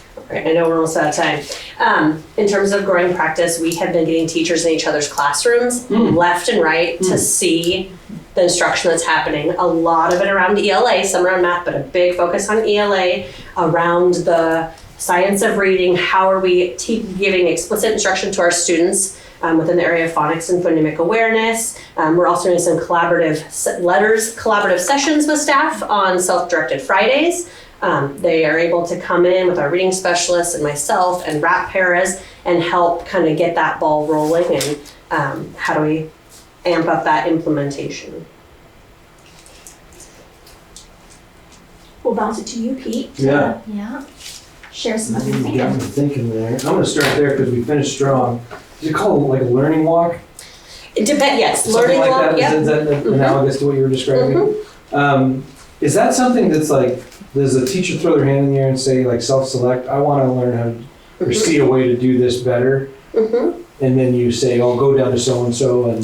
There are different ways to go about it. Kind of depends on the teacher. Yeah. There are pockets where we see that need for growth, and then we find ways to work with and support the teacher instead of saying you need to go down the hall. It's like how can we support this? So sometimes it's us helping guide that work. Sometimes it is teachers saying that. This is my 3rd year at Shadow Lake, and I feel like we've developed a really strong relationship with the staff and a lot of trust, where someone will come in, shut my door, and be like, I'm struggling with this, help. And let's figure out what that means. That might be watching someone else, it might not be watching someone else. We have really had some leaders in this ELA work and moving it forward to trying to meet our students' needs. And so we're sitting on a gold mine, I feel like, at Shadow Lake, where we can get them in rooms. Example, our kindergarten team, we had a couple teachers interested in some of this work, and so we fostered that. We got subs, we had PE teachers cover on their break, so they could go and observe, and I could go with them and we could debrief. And then the other two said, oh, well, I want to do that. So then it got the whole team on board. And by subs, we mean we covered it within our building. Because that's where we're at currently. Got it. That was my next question. Is that you two? You know. Actually, she taught 5th grade the other day, so that could happen. Yes. We, it's fun for me to get into the classroom, and it supports and it shows our teachers that we value them growing. Right. We got to put our money where our mouth is. If we want them to grow, we've been doing a lot of micro teaching, so videotaping teachers for a small period of time and using that. But there is something about going with your coach to a classroom to observe, being able to have that whisper conversation, to have that debrief at the end. And so even though subs are short, we found ways within our building to make that happen. And we've been really intentional around the structure with it. It's not just like you get to go observe and then we're done. You know, we'll sit down and talk beforehand of what's our goal with this work. We'll go observe, we'll debrief, and then there's follow-up. Okay, how can I support you in your classroom? And then even connecting those teachers afterward. If I just observed you, Sure. let's find a time that we can talk. So there's a lot that goes around it to really make it successful. And we're seeing the benefit this year, and we're seeing it in our DIBELS data and in our students. Yeah, love it.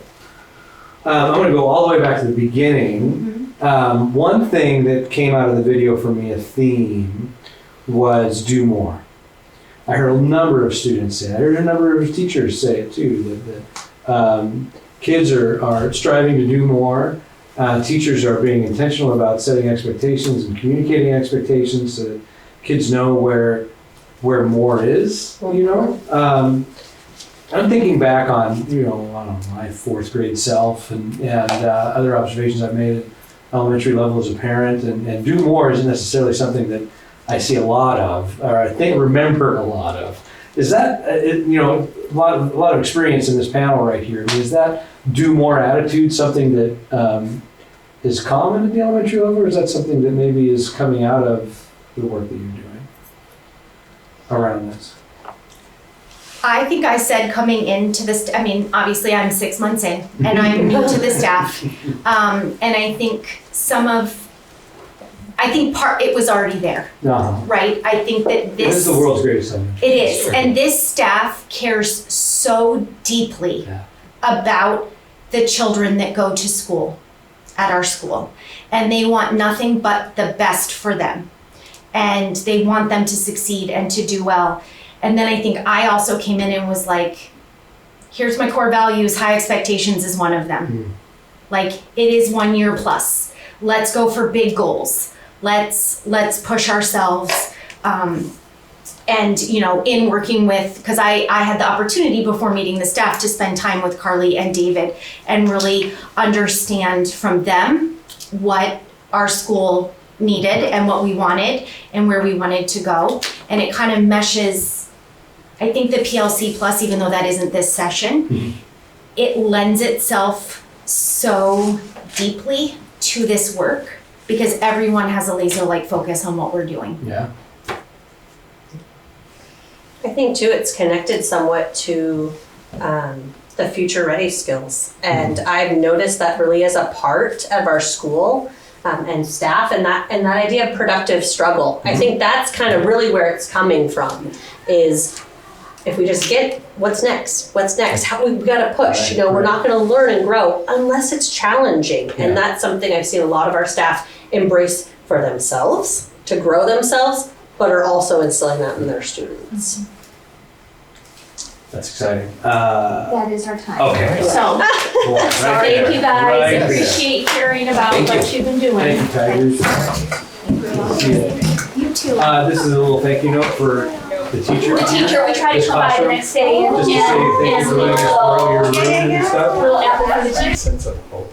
So we have this tagline, there's no place like hope. And something that we've been doing this year at our staff meetings, at our ILT meetings is we've been saying to one another, what evidences are you seeing of hope as we implement the PLC process? So we've added a little bit to that to inform our work, whether it's cell work, high expectations, or just the PLC process itself. So go ahead, please. All right, so I actually get the best part. I feel like from all of our different sections, I get to talk about relationships, and I get to talk about not just the ooey gooey feelings of kids with relationships, but really how they belong at our school and how we belong at our school. We build this community together with them, with their voice, with our teachers' voices, because Cedar River isn't Cedar River without our students, but we work together to create our positive atmosphere. And I believe that in all that I am. And I know that my team does as well, see how hard they work. So we were fortunate last year to pilot DESA, and with that is our one more of our key data points in order to find out what kids actually need and what are their strengths. And it's a strength-based assessment, which is the great part as we're looking at those little intricacies of how do we influence kids when we look at change. And we know that with social emotional learning, we're just not going to come in and say, oh, you have all these deficits. Instead, we're like, what can you do? What do you do well? And how do we build on that so we can continue to champion their growth and champion their change into these people that they become, because we want them to be effective in our community and to give back. And so through that process, we have our teachers fill out our DESA surveys 3 times a year, and we were able to influence last year so that all of our elementary schools are now doing this. And so our conversations have extended not just our elementary schools, but we have that data and that information as they transition to middle school as well. And so if you look, sorry, I'm gonna have to stand up so I can point here. As we look at our universal screening for our entire school, you'll see that typical in the middle, right, is I think our percentage is like, I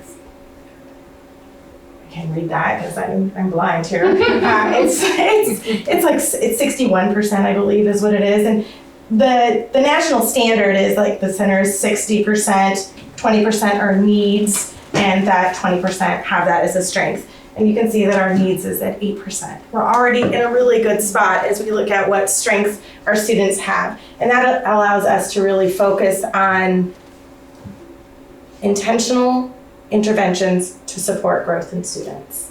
You can see here our SEL pairs are doing that down there at the bottom with our groups. So what we do when we do our surveys, in the top left hand is kind of a little picture of all of our little grade levels, and we insert our student names there. And some of our student names come from our actual DESA survey data. It also comes from teacher referrals. It also comes from kids have been in it for a while, and we want to continue that growth. We're not just exiting them out. Oh, you're done. You're scored well this time, you're out. Instead, we're really looking at continuing to build them into their own confidence within those skills that are aligned with our SEL standards across the state. Some of the things that we do, we have our counselor and our teachers teaching our second step lessons, and we also have a restorative practice, which looks different depending on the grade level, whether that's restorative circles weekly, whether that's just problem solving conversations, whether that's practicing with our SEL paras. That might look like our small group instructions. With our counselor, she pulls those kids in for focus groups as well. We have school-wide assemblies. I'll show you that one next. But we also focus on Kelsa's Choice, which are really teaching kids to problem solve themselves. We're quick to look for an adult to solve our problem all the time.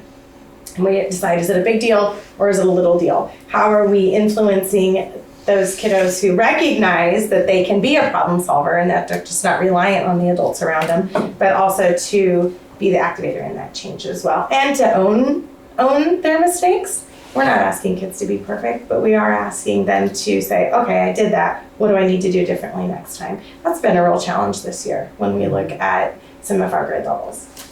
And we believe in lots of recognition, whether that's school-wide, individual, classroom, ongoing with our morning announcements. We even recognize teachers on that, making sure that we're letting students see that even adults need some of that recognition sometimes. We draw names, we draw prizes.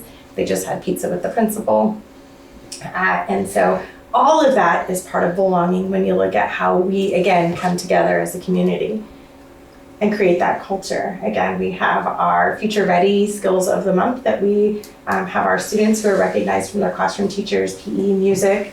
Making sure I'm following my time here. And we have Spirit Wear, and sometimes I don't remember who it was that said this to me, but I was traveling and going to clear across the United States. I think I was in Atlanta, and I had my Seahawks jersey on, right? And people recognize people. And when you talk about you're a team, you're a team. And so Spirit Wear sometimes seems really silly, but it makes you feel like you belong. I know you. You're part of what I believe in too. And so we find that it's really important when our new kids join our school midway through that we give them a shirt that makes them feel part of our school.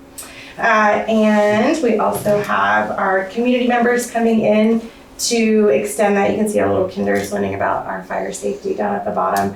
and our school-wide assemblies, which give us a time to practice socially appropriate behavior in large crowds, but also a chance to exert that energy and celebrate who we are. You know, it doesn't, if you're not celebrating who you are as a school and what we believe in and what it feels like to belong, then we're not doing something right along the way. So we take those chances as many times as we can. They get to see adults being silly too. Yeah, kids love that. So I think I spoke pretty quickly about that to give, I think there's usually a lot of questions in this session. So are there any questions? I remember last year when you presented, I was so fascinated by DESA. So this is now the second year, right, for you guys? And then everybody else is implementing it for the first year, Yes. right? Yeah, okay. And then can you remind me what you said about the 8%? What was that again? Sure. So when we do our survey, and I just realized I missed saying a few things that I wanted to say, so I'll make sure I do that too. So when we take our survey of all of our students, it bounces them out into, like, are they at a need? Are they falling below a score of 40? That's kind of like that baseline score. Okay. And so any students who fall below that, which this one up here is showing, you can see like this state 9 line here. Okay. Those students their skill sets are showing below the 40, that average point. Okay. And so on a national average, 20% of your students would fall at a need, at needs. Ours are about 8% of our students are falling at that at need, which is a small amount. Yeah. What we do see when we do the second survey is teachers get to know their students better, students grow, they have changes in their life. Sometimes those skill sets kind of wax and wane, just like our math skills, right? Like, oh gosh, my brain is inputting all these other things I can't handle being responsible right now. I just can't do it. And so, oh, you want me to be friendly? Not happening. Yeah. And so when we think about that, it allows us to regroup with intention. And so, again, we look at, they're really, the great thing about DESA is it breaks it down into these questions. I know you can't read them, but breaks them down so we can look and see, they actually say like rarely, often, never, sometimes. And so we can choose one that says often and build on that skill. An example of that might be, I have a second grader who often is responsible, right? They bring their backpack to school, they have all their things, but they really don't do any of their work, or they struggle with peer relationships. And so we might take that responsibility piece of always showing up and coming to my office and bringing me their form, right? We're building on what they're good at in order to do a check-in and give them a job that might be part of building a peer relationship. I need you to always remember to bring this friend to the office because they have a check-in with the nurse, right? So can you be responsible for that? Can you help them remember this is the time? And so DESA allows us to look at those strengths and their opportunities for growth and partner them together. So if I'm understanding correctly, sometimes that need will change. So you could potentially see 15% when you measure it next. Sure. But could you say that because you're only seeing 8% the first time you tested that, could that be because you guys have a full year of those practices? Could be. Can that not really be attributed to We that? don't know. Could be. Okay. I don't know. I don't know that for sure at this point. I would say that sometimes in the fall, it's a little bit harder to tease out some of those challenges that they have. Or a good example of this is that overall, their State 9 score is that they're average. They're right where they're typical. But they have a really loud outlier, right? They get really mad and they don't have that self-regulation. So it seems like that number should be higher in the needs category because we're seeing this. But when you stop and look at and ask yourself those questions, we're like, oh, they really are falling in typical. So again, that allows us to have a little bit channeled focus on what that student might do. But a pattern we noticed last year, and we're going to do the DESA tomorrow, actually. Oh, okay. Again, so we're going to see how this changes from the beginning of the year till now. But a pattern we noticed last year is that typically, for most classrooms, they went from red to blue. Okay. And there was a little more transfer between green and blue as well. But we did notice that, except for one classroom. We had more where they went down. So it'll be interesting to see if that pattern continues this next time. And some of our students that fall in that red, that challenge area, our students have already been identified as to receive specific interventions, whether that's special education services for behavior. And so those students are also part of that process too. But it also helps us see, as we focus on how can we support them in the classroom. And our data last year came back of safety, and not safety like, oh, I'm gonna get hurt at school. Safety as far as I want to share my feelings, I feel safe to share my feelings.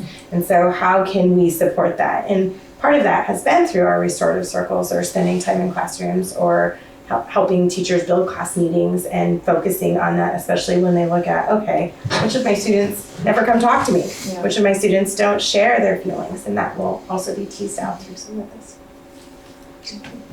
I kind of had like a wondering or consideration.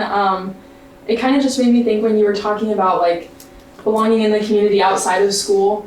Has there ever been like volunteer opportunities that like elementary school students have ever participated in? Because I'm just thinking about like, I feel like I didn't really volunteer as like an elementary school student, Sure. but I feel like maybe if I had, that would have maybe fall in love with volunteering like earlier Sure. on. I just know because like in high school we have these volunteer hours. Sure. And so I was just wondering like if anything relates to that at all. Well, specifically at Cedar River, we have opportunities for students to volunteer, whether that's on the green team, okay, whether that's student council, if they've been part of that, whether that is even through our PTO. I realize that our students are slave labor. They get to, voluntold a lot of things to do at school. And so I feel like that we provide those opportunities. I know our classrooms, some of our classrooms, especially in 4th and 5th grade, do a lot of having students help in like kindergarten classrooms, or they do reading buddies, or they're volunteering. Say that again? PE, yeah. So we have like 5th graders go help in our kindergarten classes in PE. Nice. It's helpful.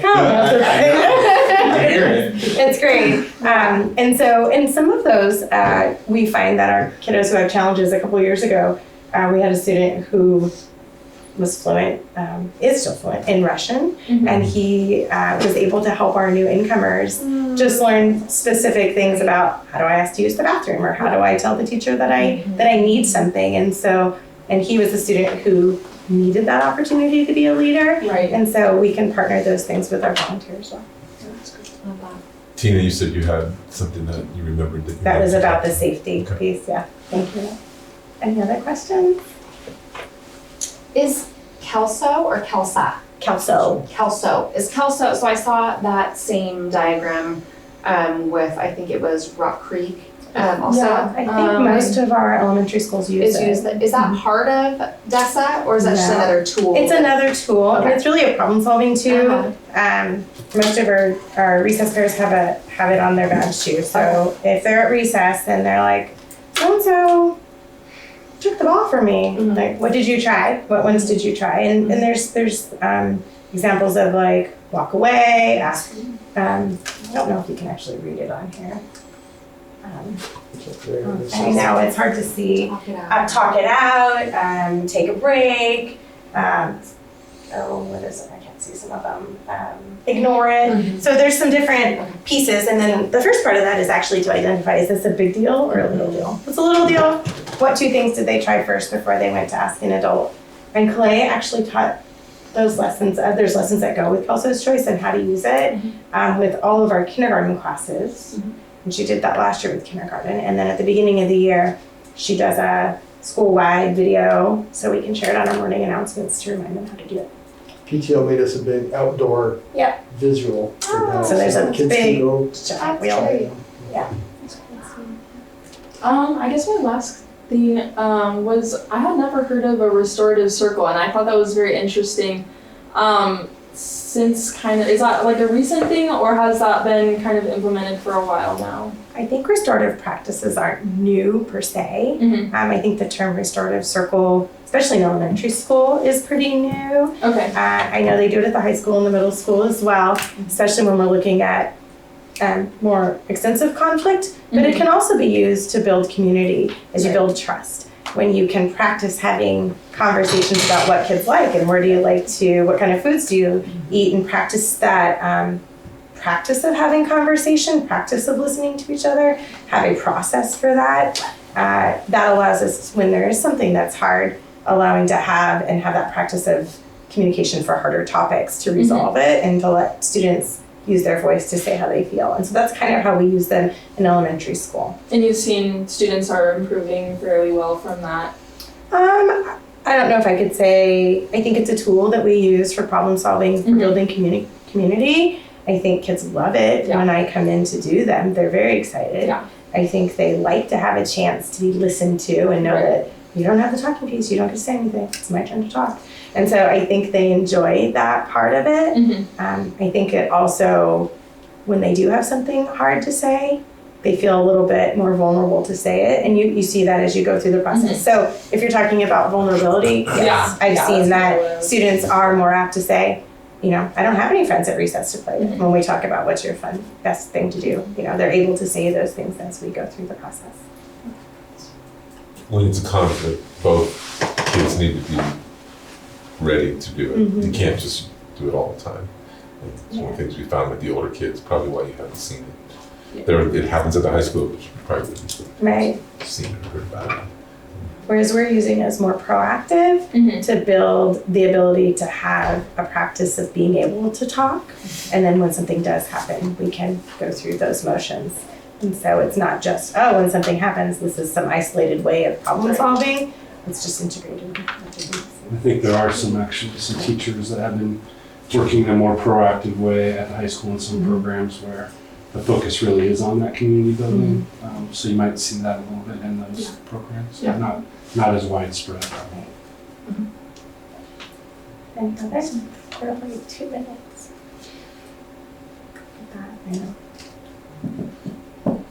Can you talk about the structures that you have in place with self-pairs, the counselor, PBIS, and how that all integrates? Sure. I'm sorry. No, that's okay. So our self-pairs are really, actually, I don't know how I could do my job without them.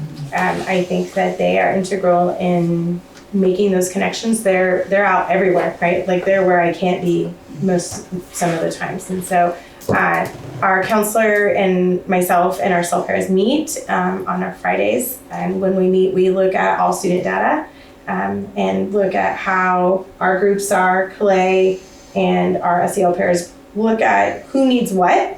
So our counselor might say, okay, I really need to work with these kids. I worked with them before. Whereas our SEL pairs are like, oh, you know what? I spend all day long with kinder this year. I know these kids. I can work with these kids and I see what they need outside of that. So I'm happy we already have that relationship. PBIS looks at all school-wide data. And so when we are looking at those referrals, we're like, who are these high flyers? Let's refer them over to our SEL team, and then they can look at where they are at in those, and are they like this in lunch? Are they like this at recess? Should we talk to their teacher? Or should we invite them to our group? And so it's an ongoing fluid. It's not just like, oh, the data's this, we're gonna use this for 6 weeks. We're not looking at what kids are doing right now. We already have it. It's a fluid process, kind of like that lava lamp. Kids are flowing in and out. Is that, I know you're standing, Mr. Krause. I know.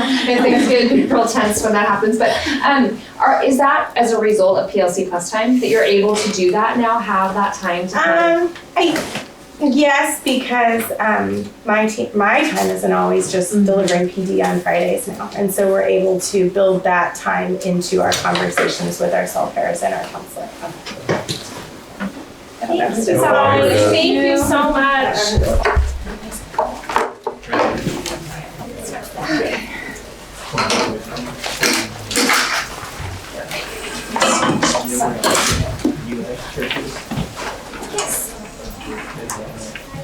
Awesome. Is the final time stressful? Okay? Manageable? It's correct. What's the semester have a break? Oh, you did it that way. Let's move this table there and we'll actually make sort of a graduation into this one. Over there.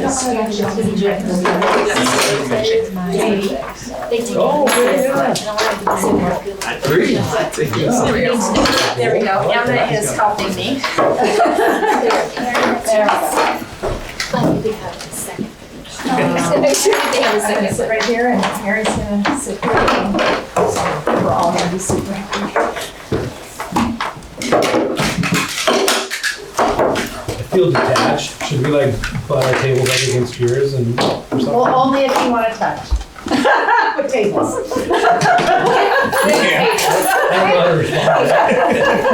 It's me really. I like to be very clear. I just feel like we're kind of out here.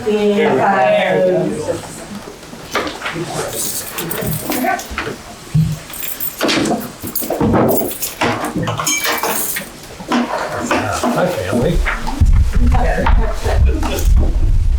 No kids That's exactly what I was channeling, and then I was definitely You said no kids table kid, yeah. So we knew going into tonight as we talked about things, gosh, I feel like backing up even to November, looking at schedules and thinking that it was going to be a busy evening. This isn't a surprise or whatever, that we had a pretty filled agenda. But I do want to slow us down for this important work that we're sliding into and clear our minds a little bit from the site plan presentation. Over the next hour or so together, the directors and I want to share with folks a little bit more information regarding Tahoma 100. And on December 12th, we had an opportunity to come together for a work study and engage the board in a conversation around the exciting opportunity as we are coming into the 100th anniversary of our name, Tahoma, and then also a chance for us, besides just looking backwards and honoring the past, to evaluate where we're at and what the world that we're looking to create for our students as we head into the second century. So a really important, significant time and weighty responsibility. So you can see sitting up on the screen up there is our current Tahoma Elementary, which was our original Tahoma High School, where both it was a senior high school and a junior high school combined at one point. But either way, opening in 26 with the name Tahoma. So a big deal and a very important facility for us. Next slide, AJ. This wall up at the high school and what it states up there and the pictures represented down below, very significant to us. And AJ and I had an opportunity last week. We were with Patrick over there and his dad at the Historical Society, talking about kind of the progression of pictures that you see along the high school. And I had said something to Patrick's dad, Mr. Peacock, about how it's interesting as you go further back and as you would expect, progressing back, fewer and fewer people and fewer of the stories, and how important it is to hang on to those. And I asked Mr. Peacock if he was familiar with the pictures, and he quickly let me know that he helped get the pictures. My bad. But what it also represents when you really dig in there, and I'm looking at Emma and Olivia and Madison, who get the most time up there with those pictures, is the world for us at that time, to be a member of Tahoma or the community at that time. And we have this long, rich history within our community of valuing our kids and honoring our kids and answering the call for our kids. And it's pretty amazing as you look through there at that history. And an example of that in the next slide that you see is that building in 1926 on the left. That was the community investing in the future and investing in the kids. And for some of us who've got to be students there, it's an amazing facility. And for the kids who still get to go through there today, it's different when you walk in those halls. It's a pretty special place. But it also, representing on the right, what we need to do is we need to position our kids for the future and not our past. And so as we look at what's on the right-hand side, and in 2015 when that bond passed, and in 2017 when that building was built and opened for our kids was for the world those kids are walking into. And we need to continue with that mindset. What are we doing to prepare our kids and best position them for the future? Next slide, Alex. We talked on December 12th a little bit about what's going on in our community and what is the need for this conversation. And there's two categories that these fit underneath. And one is around student success that you see on the left, and the other is around facilities. And on the left-hand side around student success, we need to constantly be reevaluating and looking at the pathways that we have available for our students. It looks way different than when Haley and I were students here at Tahoma, as it should. And it's going to look different 15 years from now, as it should. So it's on us, it's incumbent on us to continue to reevaluate the opportunities that we're providing for our kids. In addition to that, the supports that we're providing for our kids have never become more obviously needed than coming out of COVID and going into COVID for that matter. So an opportunity for us to take a step back and reevaluate our student supports. And then finally, most of us are well aware of the importance of things beyond just content in what we teach our students, and this idea of future-ready skills and preparing our kids for the world that will be there for them, again, has never been more important. So an opportunity to go back and reevaluate what we're doing as a system to support our kids in that regards. And then finally, on the right-hand side, underneath the facilities component, there's really three components to this, or three parts to this. As you're aware, we engaged with the safety expert, came and did walkthroughs of all of our facilities. We've had a broad-based group that's been evaluating what he had to say in his report, and we'll be coming to the board on January 24th with some information regarding potential safety and security. The second item around equitable, warm, safe, and dry. Again, this is an area where we've done a wonderful job of taking care of our facilities over time and investing in our facilities as we've gone along so that our facilities don't fall apart. And we'll have an opportunity to talk about that here in a few minutes. And then finally, the capacity component around enrollment. We know that with the Growth Management Act and what's happened within our community in the city of Maple Valley, that we can anticipate an increase in student population. Over the next 8 years, we're looking at potentially around 900 more kids is a rough estimate. And so that we need as a group to prepare for that. So this is the context for our need for a conversation here. AJ? As we think about what it looks like to be a student, I love the 1950s picture on the left-hand side. It's not even a home economics class, it's the home economists that are in a class on the left-hand side, and what it looked like in 1951 and the opportunity for those particular students. And you honor that past. You also know the world that we're living in right now, and we look at the culinary arts program that our students have access to and the partnership that we have with the Puget Sound Skills Center to provide that opportunity. These partnerships and these opportunities are part of what we're talking about. Next slide, AJ. And that's me. So in front of you, you have the work plans for each of the sections that we'll be talking about tonight, and I'm just going to start with pathways and support. So if you take a look there, you'll notice along the top we have kind of a lighter gray, and then along the bottom we have a darker gray. So we'll be talking about pathways along the top and kind of our work plan for that, and then supports along the bottom in that darker gray. The big thing to know coming out of this are kind of the key products. So as we think about pathways, we want to be thinking about priorities for new pathways with facility implications. And so our work will really center around what our student interests are, bright spot careers going forward, thinking about gathering this information, the Tahoma 100 Cafe, where we'll be able to gather a lot of stakeholder voice, specifically around our different levels. And then drawing upon experts, so doing some expert panels in there as part of our work plan.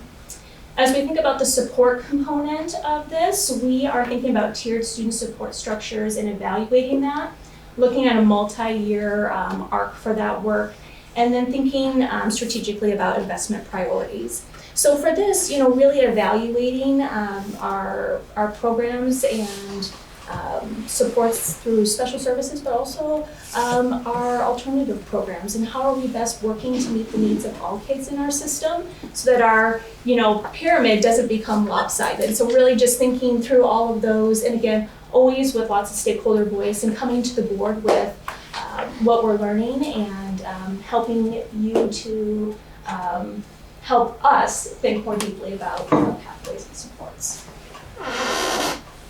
And with that, I think we go next slide.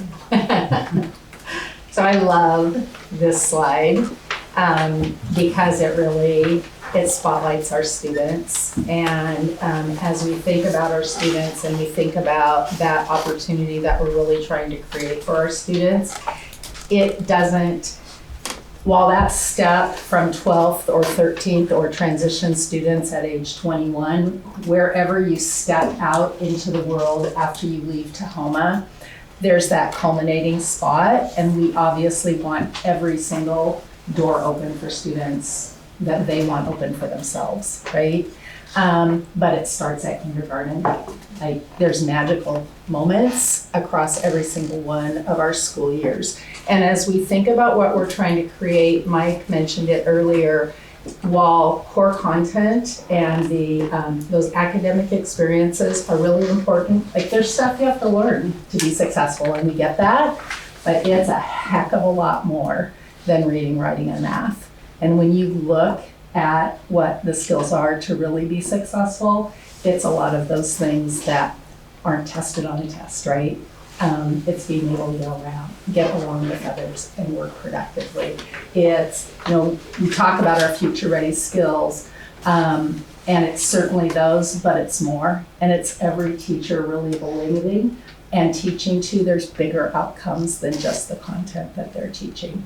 And so as we think about that, we've put together a work plan, if you want to step forward one step, connected to that, and in really saying to ourselves, where are we at with that?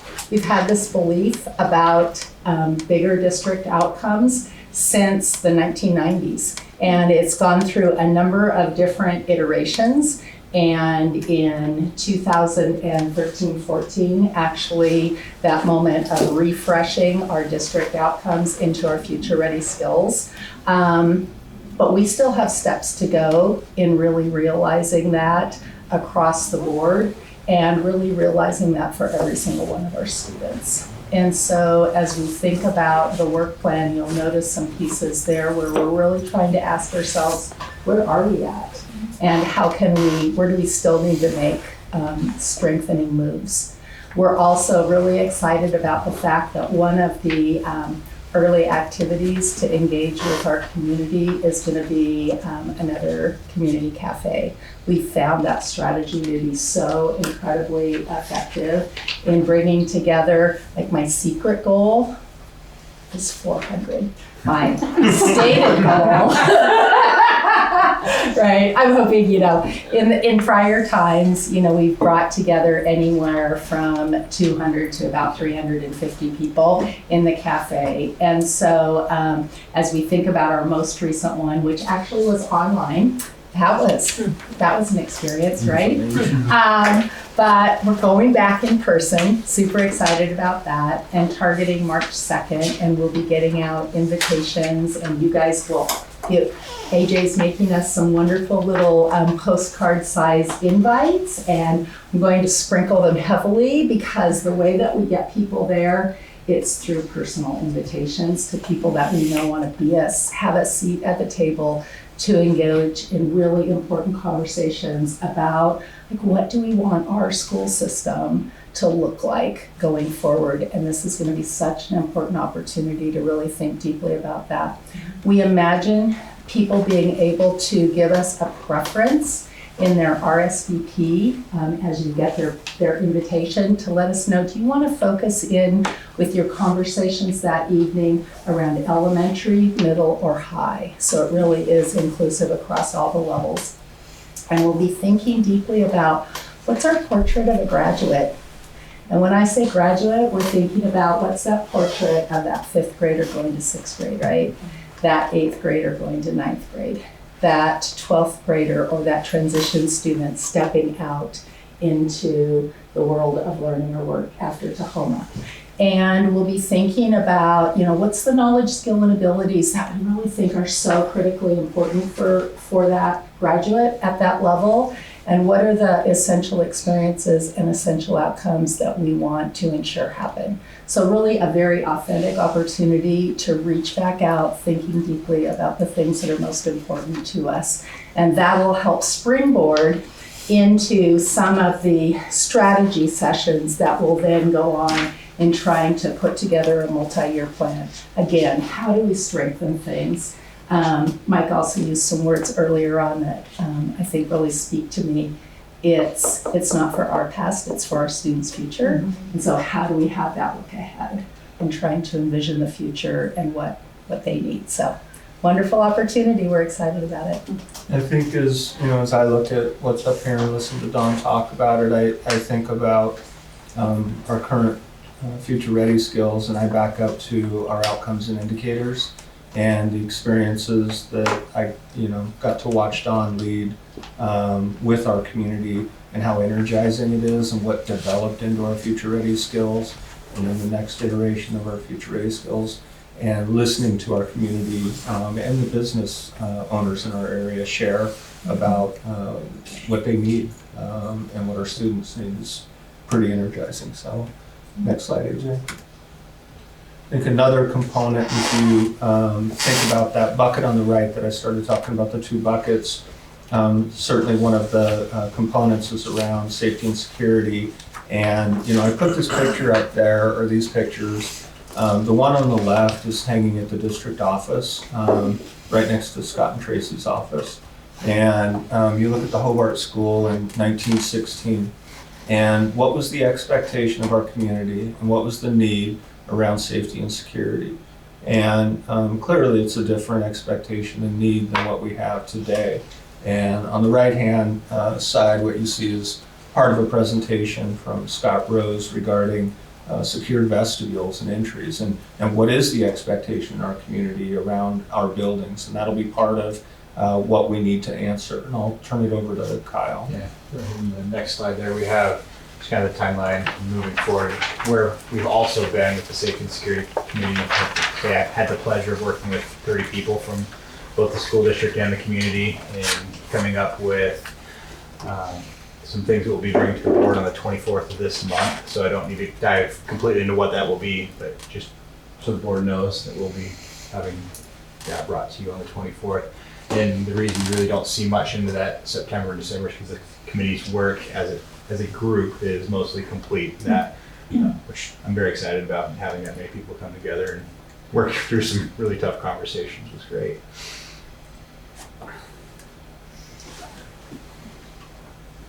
Another component here, I kept Hobart School up there because it's so fun to look at. But you'll notice on the right-hand side is an old sign for warm, safe, dry. And this is a place, I guess for me, I would back this up to 2015 and the passage of our last bond. There were a number of components that were part of that bond, obviously primarily the high school and the remodel at the time of Lake Wilderness Elementary. And through some really good planning, some responsible moves on our board's part at the time, but also on directors' parts and contractors, we've been able to stretch that money. And as the current board is well aware, that bond has still been giving back to the school district in terms of, I think the most recent, and correct me if I'm wrong, Lori or Bill, was last year with some warm, safe, dry, going through the list of items that have been put on the warm, safe, dry list, were the HVAC improvements at 4 of our buildings that you guys were able to approve to the tune of $16 or $17 million still from that original bond. So just amazing, amazing to be able to stretch it that far. But also I think it's important to note our maintenance and operations folks and Lori in her office bringing in outside people to evaluate the conditions of our facilities and really being responsible and taking care of the community's resources, both the fiscal resources, but then also the buildings themselves, to make sure that we're getting the maximum life out of our facilities. So I'm going to turn it over to Lori on this one. Thank you, Mike. Yes, as Mike was mentioning, the passage of the bond in 2015, where our priorities lay, and we were hopeful that we would do better than what we had originally anticipated as far as costs. And as a result of that, we were hopeful that we were going to be able to do some warm, safe, dry upgrades should things finish better than originally budgeted for. And we, you know, if you recall back, it was 2021, February of 2021, we brought a presentation to the school board to talk about next steps of the warm, safe, dry. And we had in 2019, right COVID time, that's when, right before COVID, is we enlisted some experts from mechanical systems, electrical systems, roofing systems, structural systems, security systems, to come out and really do a deep dive analysis and audit into our systems and determine what the needs were going forward. And we had this massive list, and then our district team got together and prioritized that list on what hadn't we been able to accomplish and what did we still need to accomplish. And that's, as Mike said, was the last, when you approved the HVAC upgrades that we're just finishing up. With still some to do that we will be looking at, and we're talking about this next step of the warm, safe, dry. So now our next step is, what items do we still have on that list that we haven't been able to accomplish? It's a small list that we, if you look at the list, it's huge that we accomplished, but there's still some things on there that we haven't got to, that we want to make sure are included in the future of our district. And then also, as we look at that, are there any things that have bubbled to the surface that weren't maybe a part of those lists? And make sure that we're being all-encompassing of anything that needs to be included, as well as looking to ensure the equitable status of our schools, to ensure equity from school to school, that experience is similar, as well as for those students that may need some additional facility upgrades in order to make their experience equitable to others.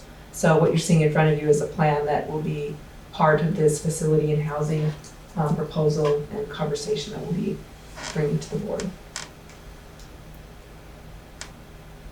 I think Lori hits on that last part in terms of equitable access to experiences at buildings, and super important that that's not overlooked. And then also just that opportunity, you know, again, the bond from 2015, you know, we hold up the high school and Lake Wilderness as the primary products of that, but that bond has touched every building, every facility that we have in an incredibly positive way, in creating environments for kids that we look for. So next slide, Adrian. So this is an interesting graph. Some of the details I think are really important on this one, and what you have basically is you're looking at on the y-axis the additional seats available. So you've got 0 as everything's full, and then above it you've got empty seats, and below it you don't have enough seats. It would be great if it were as simple as just going out and counting seats, and it were that easy to figure out. The reality is there's a number of different components that influence where you would put that 0 mark at. And I'll start with one that's right underneath the title. This includes 54 temporary portable classrooms. And if that's the experience that we want to create for our kids and have available to them, then those are included in there. If it's not a part of it, we need to be thoughtful about that. Additionally, what kind of spaces are available matter. You cannot teach a film class in a standard classroom. You can't teach welding in an English class. These are different spaces that are required. And so as we think about our high school in particular, which has more CTE offerings than any other school around, CTE offerings a lot of times require unique spaces or special teaching spaces. So just being thoughtful about this idea of number of available seats is not quite just a boom, pull it out sort of number. Either way, we do know with what we're anticipating in terms of increased enrollment within our school system, that we will be in short terms running into capacity issues in our buildings at all three levels, elementary, middle school, and high school. And I'll kick it over to probably Kyle, I'm guessing, to talk a little bit about that. Yeah, and if we could hang on to this graph for just one moment, it gets lost with the elementary line that that's across the district, across all 6 schools. So that could be 3 spots in a 5th grade at Cedar River. That could be 2 spots in a 1st grade at Glacier Park. So on the graph, it looks like 67 available spaces for 2023. That's spread across 6th grade levels at 6 schools. So I just wanted to point that. AJ, if you go to the next slide for me, please. And as we're thinking about our pathway for our students and in the experiences that we want them to have, the simple seat count in a classroom doesn't tell the whole story. It doesn't even tell part of the story. It's what are those additional items that are needed, the CTE courses. I look around this room where Holly Hansen has done an amazing job of turning this into a future-ready classroom. And this is a library. What are those experiences that we want for our students? So looking at the classroom space, the specialist space, the CTE spaces, and all of that working together, not just a classroom space. So in working with the facilities and the warm, safe, dry, and the safety and security, all of that coming together. And that's why we have that all into the facilities and housing piece, because it's not just one thing in a silo. There's a lot of things working together for our students. Part of that's also the housing, and that, did you want to speak a little bit to the housing as well? Sure. So in December, you'll remember we came to the board online to give an update and say, we met with the architect. The architect gave that draft of, these are the ideas the committee for 4 years had been exploring and thinking about, and we're poised and ready, and she has ideas there. But of course, all of this work from January moving forward through June is to take all of that forward and then look at what she has in hand and say, what do we need to change? What do we need to morph to take that information? Because we're poised and ready, but that housing committee now is saying, let that group take it to the next step forward, the experiences, the capacity, all of those pieces, and then say, this is how I can tie it together. So on the July, kind of August timeline is to say, from January to June, all of those teams bring it together. How do we synthesize that for the architect, the engineers to look at, and then to potentially talk about, is there a need for a bond to pull those last threads together for us? And then driving us forward into, if that is the case, where do we go from there? It's exciting because when you've been on the housing committee for 4 years, and you feel like, oh my gosh, so it's real, It's going somewhere. Thank you. And Mr. Hanson. So for those on the ad hoc budget committee, this is referred to as Mike's favorite graph. It really tells a story. It tells a lot of stories. In short, keeping it brief, it tells the story of our lead up to opening our new high school and a real substantial change within our school system, where this benefit that we had from having unusually large numbers of students in our building at the elementary was going to go down. We went from having the first, second, and fourth largest elementaries in the state to having some that were more manageable in size, and that economy of scale was moving away. And so we were on a pathway saving up for the opening of the high school and this big switch in 2017-18. And when 2020 hit and we were looking at our fund balance and what it cost to run the facilities that we were operating, we knew that we had an opportunity at that point to run a smaller levy than our neighbors were running, EP&O levy, because we had a fund balance that we could spend down. And so we've been the beneficiary of that, and now we're heading into 3 or 4 years of that at this point, 3 years of it at this point, and we're seeing what we would expect, which is we're spending that down because of the conscious decision not to run a higher EP&O levy.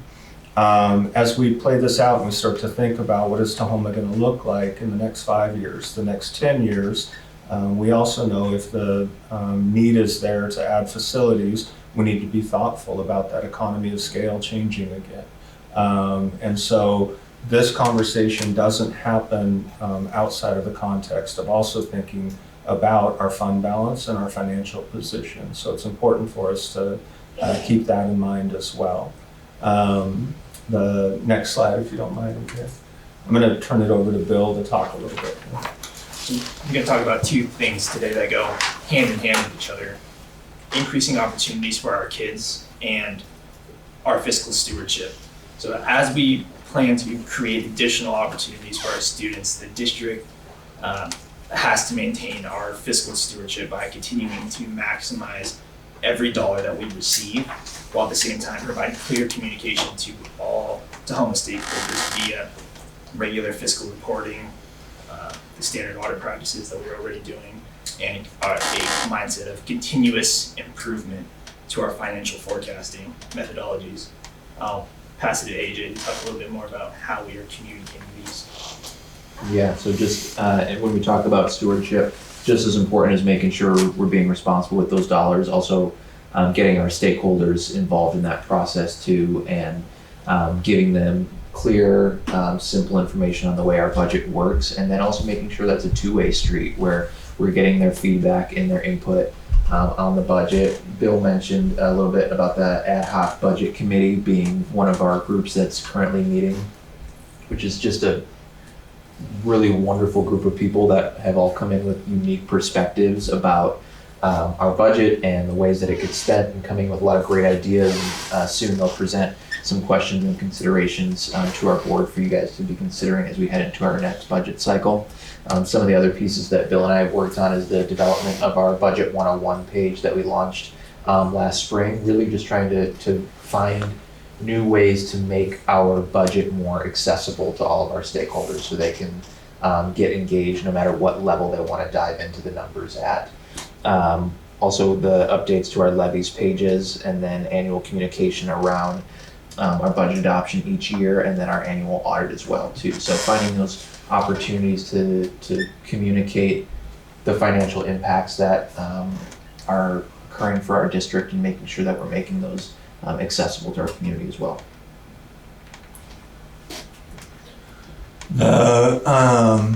Again, I mentioned AJ and I were lucky enough to visit the Historical Society, and there's a part that's definitely been resonating with me from that visit. I'm looking at our mission, and I encourage everybody to take a second to reread through our mission.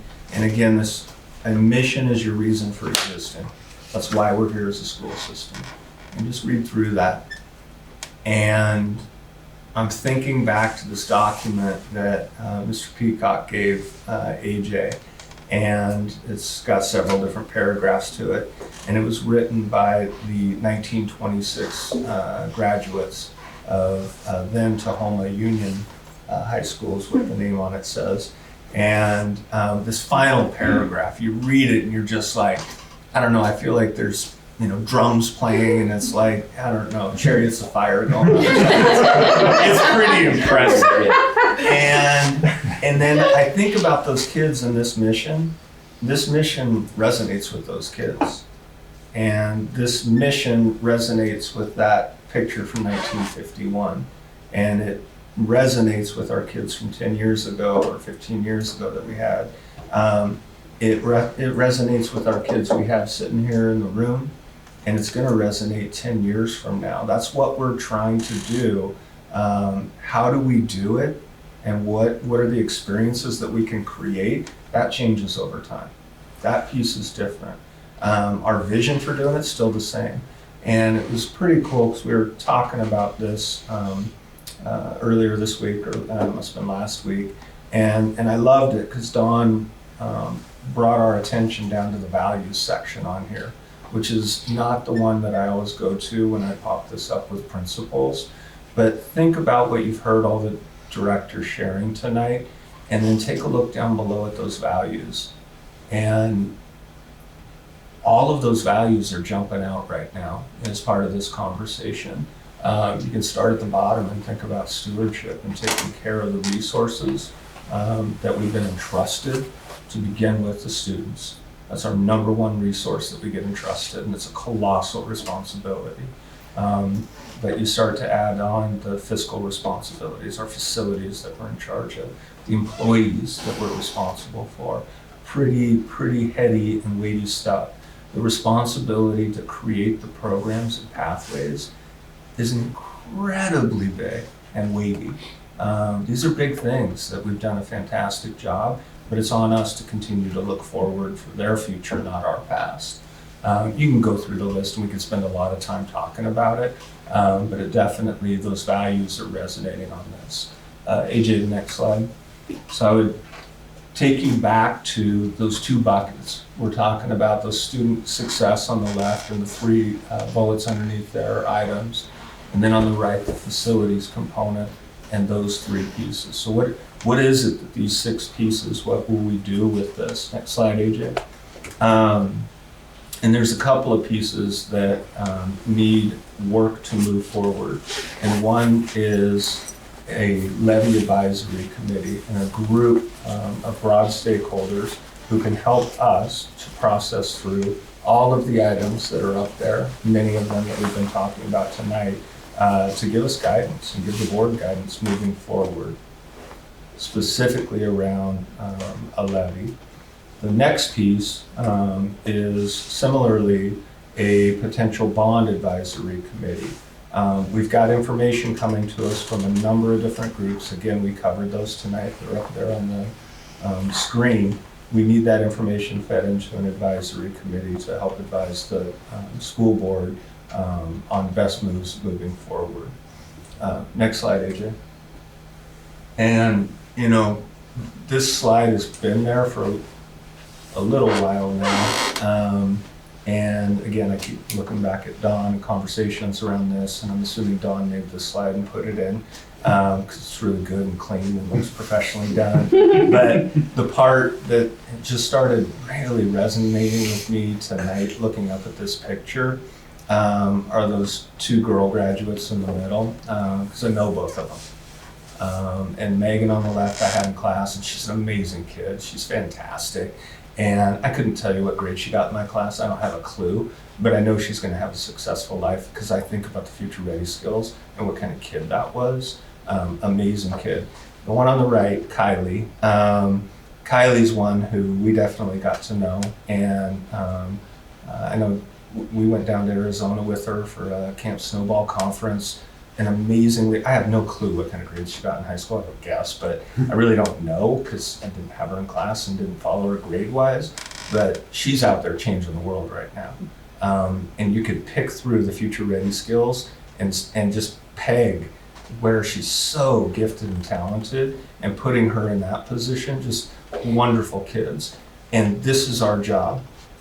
Our job is to think about how are we positioning those kids for the world that they're going to enter. And it's a big responsibility, but that's what we're here for. And that's what we signed up for. And we're all up for the challenge, but we need to have the deep conversations to move it there. So I would push pause on that.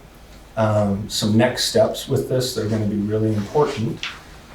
As we take those timelines that you saw in so many, and they're sitting in your packet that's in front of you, next ups are for the directors and I to place those together in a package towards what will this look like for potential bond advisory committee and levy advisory committee.